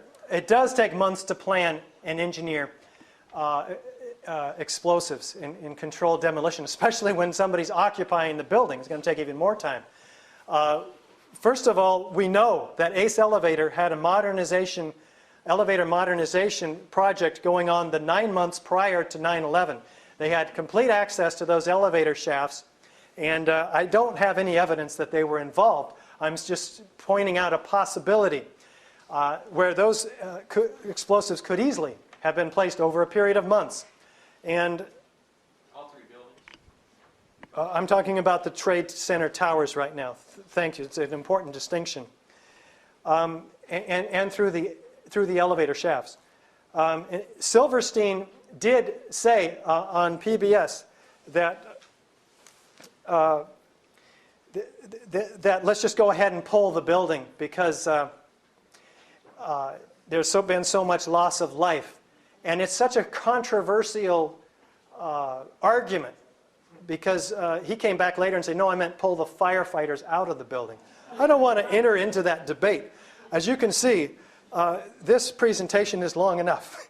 It's grueling enough. So I focus on those points which are less controversial. Your third question, I forgot. So this is evidence to you that I need one question at a time. I'll let you come back and ask another one. The difference between thermate and thermite. Yeah, thermate is laced with sulfur, which reduces the melting temperature of steel even more and produces greater explosive effects. But we all, those of us who have been looking into this, believe that some other explosive besides thermite or thermate has been used to get the explosive energy required to blow not just the cores and the floors, but the exterior columns as well, because they did not have access, I believe, to the exterior perimeter columns. Therefore, we need a lot more explosive force inside. One of the regarding the molten metal in the basement, I know one thing that came to my mind immediately, and probably comes to a lot of people's mind, is even though it's many times hotter than burning jet fuel, we all know that, like when you hit a nail with a hammer, the nail heats up. Is there any possibility that the falling debris could create some sort of heat like that? Good question. You can actually calculate the gravitational potential of the World Trade Center buildings. It has to do with mass and time and falling. And it turns out that just the expansion of the gases, the clouds, which were over 10 times the size of the building, require 10 times the amount of gravitational potential. You can do the calculation, any of you who have any background in physics. It's extraordinary. And go to Jim Hoffman's site, 911research.com, and he has that calculation for you. As to whether that gravitational potential could also produce molten metal? The answer is no. I've been told that by several physicists who have really looked into this. You can do your own calculations. Over here? In one analysis that I saw online, there was the comparison of the debris field coming off of the buildings, that big mushroom plume, and it was compared to trajectories of cannon fire. And it was proven, to my satisfaction, in that analogy, that there was a lot more energy being expended within the collapse of these towers than they let on, just because the debris was shot out so far and followed a Yeah, there's a whole nother energy that requires that not only out, but up and out. And that alone, I'm told, exceeds the gravitational potential of the building itself. John, do we need to have this pointed directly at the people? Is it completely directional? Yeah, it's working fine. Okay, great. Question over here. Yeah, just a comment. What the gentleman said over there, it's real obvious when you look at these various true sites that a number of sources that work in these two buildings, the towers, reported an unusual amount of activity, especially on the weekends, workers in uniforms who came in to do some kind of work. And this is over a period of 9 months. People at Cantor Fitzgerald, employees that came in to do work on the weekend, collaborated on this, and various other people, giving various people with certain agendas more than enough time to get things in place. In fact, I've also heard that there was a complete power down the weekend before 9/11, but we only have one source for that I'm aware of, and I was told the bomb-sniffing dogs were removed as well. So it's just very interesting. Next question, here. What was the time sequence between the first plane hitting and the first collapse, the second, and so on? In the South Tower, the time sequence was 56 minutes between jet impact and the collapse in quotes, of the tower. In the case of the North Tower, it was 102 minutes. Very short time periods to be brought down by fire. All the way in the back. That's you. For many of us, the most compelling argument we can give to reasonable friends of ours is the collapse of Building 7. It's just so obviously a demolition. Until I saw your spiral cuts of those beams tonight, that was absolutely... The diagonal cuts. Yeah, diagonal cuts. Yeah, speak up if you can. But I went to a talk, a book reading Monday night. I think his name is Peter Vance or Lance. Peter Lance. Ross, yeah. And he came up with I asked the question about Building 7, and he said, oh, I think Building 7 was brought down. But many sensitive buildings in the U.S. government are pre-wired for demolition, and that it didn't convince him of any... That sounds completely ludicrous to me. I have never heard that alleged, and so I think it's unusual. It's certainly unusual and completely improbable. I would like to see evidence for that too. Back here in the green shirt. Yes, I've never heard who benefited from these put options that were supposedly so many of them. This is a great body of research. Who benefited from the put options? Where did the investigations lead that were done on the put options, on the aircrafts and on the Solomon Smith Barney, occupied most of the floors of Building 7. The books outside do go into that in some detail. I haven't researched that myself. It's a great question. In the fur. Would you speak up real loud, please? Bush's cousin owns a demolition company, and he trucks everything away. Bush's... George Bush's cousin owned a demo company. I'm not aware of that, but I'm glad to hear it. He owned a security company. Yeah, it was a security company that Marvin Bush was on the board of directors of. Other questions? Back in the back? Who was in charge of the FEMA investigation? Forgive me if I'm wrong. I believe it was Gene Corley, Ronald Hamburger, and several others. Does the AIA take any position on your efforts? Good question. The American Institute of Architects applauded the work of NIST, and then subsequently they tore them apart in terms of the recommendations that they were making, because they knew that these recommendations would be extremely expensive, were not required. Buildings are already really quite safe. They've proven themselves to be safe. We don't need to change the codes. But that's as far as the American Institute of Architects went in their official report on the NIST investigation. Did they take any position on with regard to your efforts? No, I've just begun. They're going to. Count on it. In the back. I was wondering, I was an architectural model builder, so I didn't realize that it was a controlled demolition until 2004, and I saw Jim Hoffman's site and read it, and it convinced me. But what else also convinced me is I went back and I read the structural engineering magazines that were written when the buildings were built, and then discovered the structure of the core, and noticed the animations on the Nova channel and the History channel that misled us, and realized that we were being disinformation.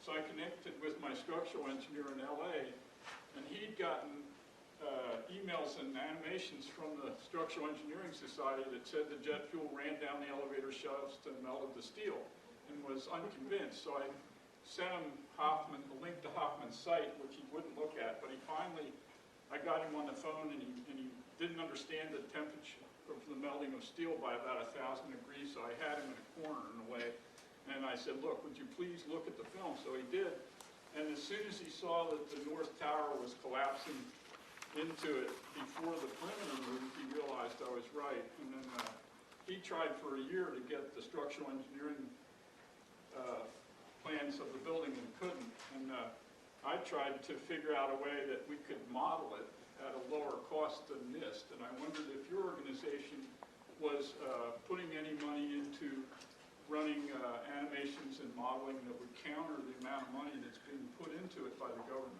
Yeah, there's folks allied with us who are indeed doing a lot of computer modeling. We've only just begun, and we have a ways to go. But we're starting off with quite a trot. Next, behind you. Yeah, I'm just wondering. You know, it's been over 5 years, and videos of the collapse, viewing the collapse and seeing that it was a controlled demolition, probably by anybody with a science background could see this right off the bat. How is it that the science community came to that in the first place? I mean, I'm just wondering. You may not have an answer for that, but it just seems kind of incredulous that this could happen in a science community-based society for that part of the community. I think it's a great question because I saw the towers coming down on TV. I didn't know what to think. First of all, I was in a state of shock, and I think all of us were. And that affects our ability to reason. I don't think we can underestimate that factor. In addition, all the experts were hired who told us right off the bat. You heard one of them on the street in the beginning. Yeah, it was a structural failure due to heat. It was just too intense. And this was initially the second day. The first day we heard a lot of truth, as you've heard. But when we don't have a frame of reference for something, such as the Twin Towers exploding from the top down, and Building 7, which exploded in a typical controlled demolition, we never heard from again after day 1. It just was not seen or heard. Most of us did not know about Building 7 until we started to be told about it, for me, 9 months ago. So I think that has a lot to do with it. Shock and the fact that the experts are out there and paid well to give us disinformation. Yes? What is the story with the gold that was supposedly in the basement? You heard this? There was gold in the basement of the Twin Towers. There's some that alleged that it was robbed, and there were trucks down there and people with guns. I don't know anything more than that, and I've got enough on my plate. In the back? Yeah, I heard that there's been studies on the dust, some of the dust that recovered, that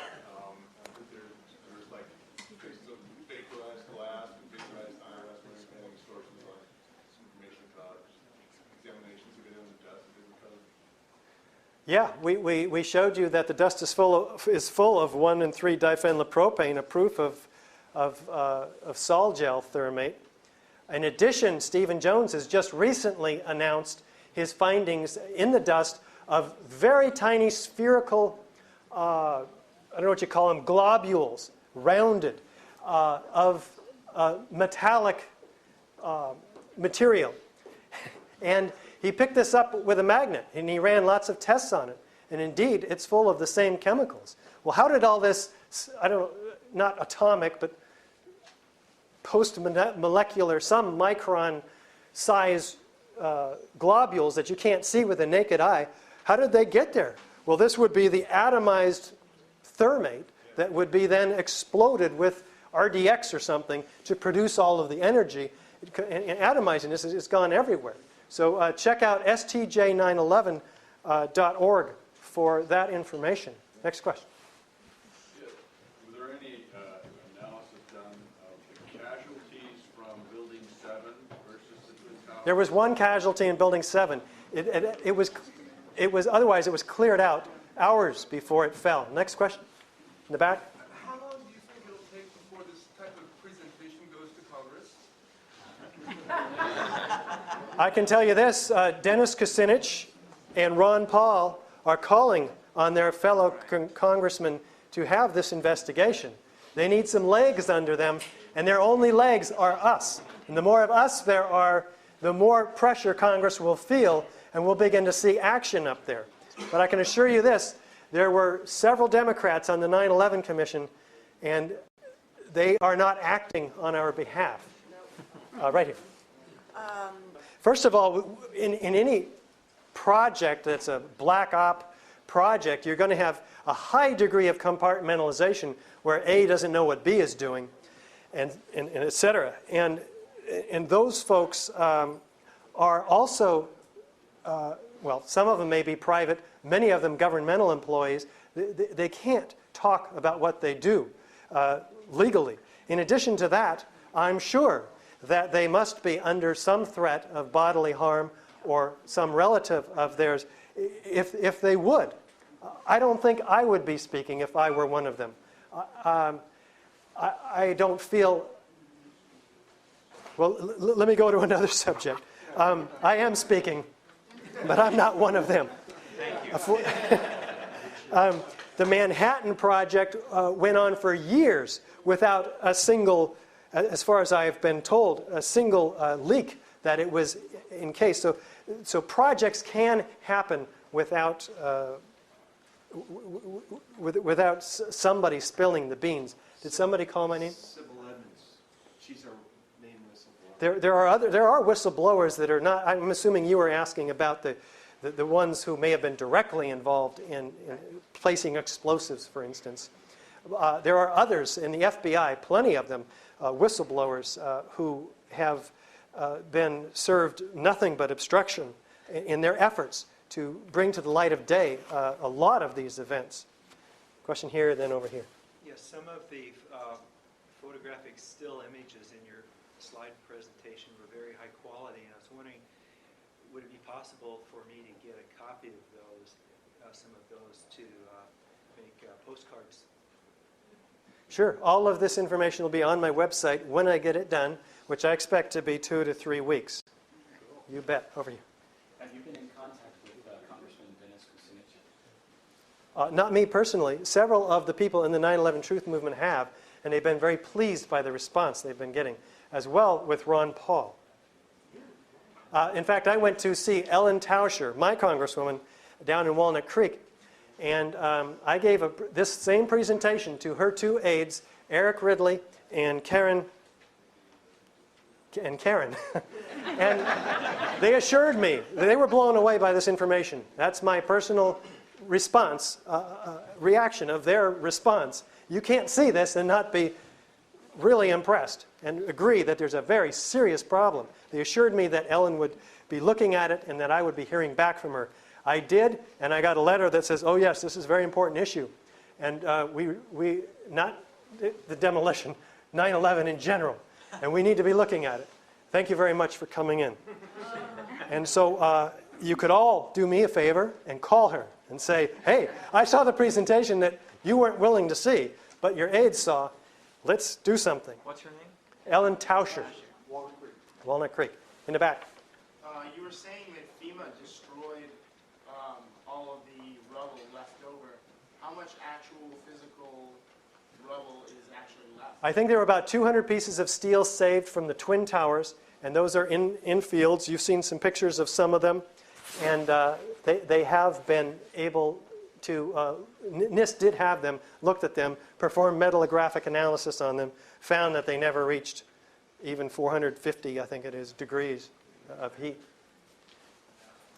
It's pretty apparent and undeniable that the airplanes actually crashed into the towers, and yet you've already suggested too that it would take months of preparation to place the charges at the appropriate locations. Do you care to speculate how it is that those two events could be coordinated in space and time? It's a great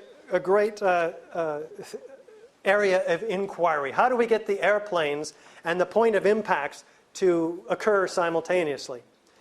Well, first of all, you can start a demolition anywhere you want. If you don't know where the airplane is coming to hit the building, and it hits, you've got about 56 minutes in the case of the Twin Towers to push the button that says 56th floor, 80th floor. And the same for the Twin Towers.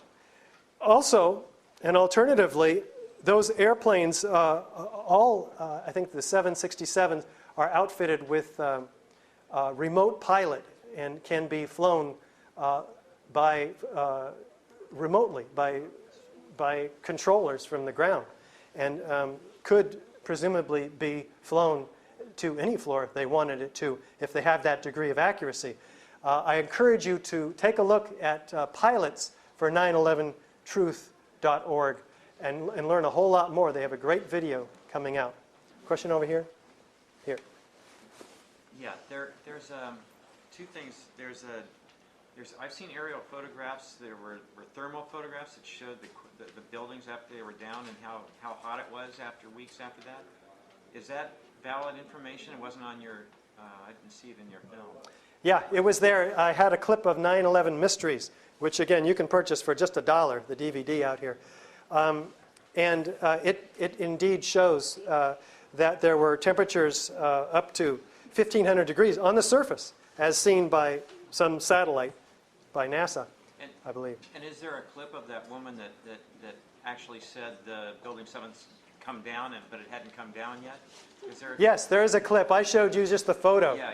I have the clip, and it'll be on my website as well. It's on our website at gunsandbutter.net. Go to www.gunsandbutter.net, and you'll see the full video. Thank God for KPFA and Guns and Butter. Guns and Butter is a radio show program on Wednesdays from 1 p.m. to 2 p.m. hosted by Yara Mako and Bonnie Faulkner. She's the host. She's the host. You're the co-producer. And it's extraordinary. You can learn more than you ever wanted to know about this subject. All the way in the back.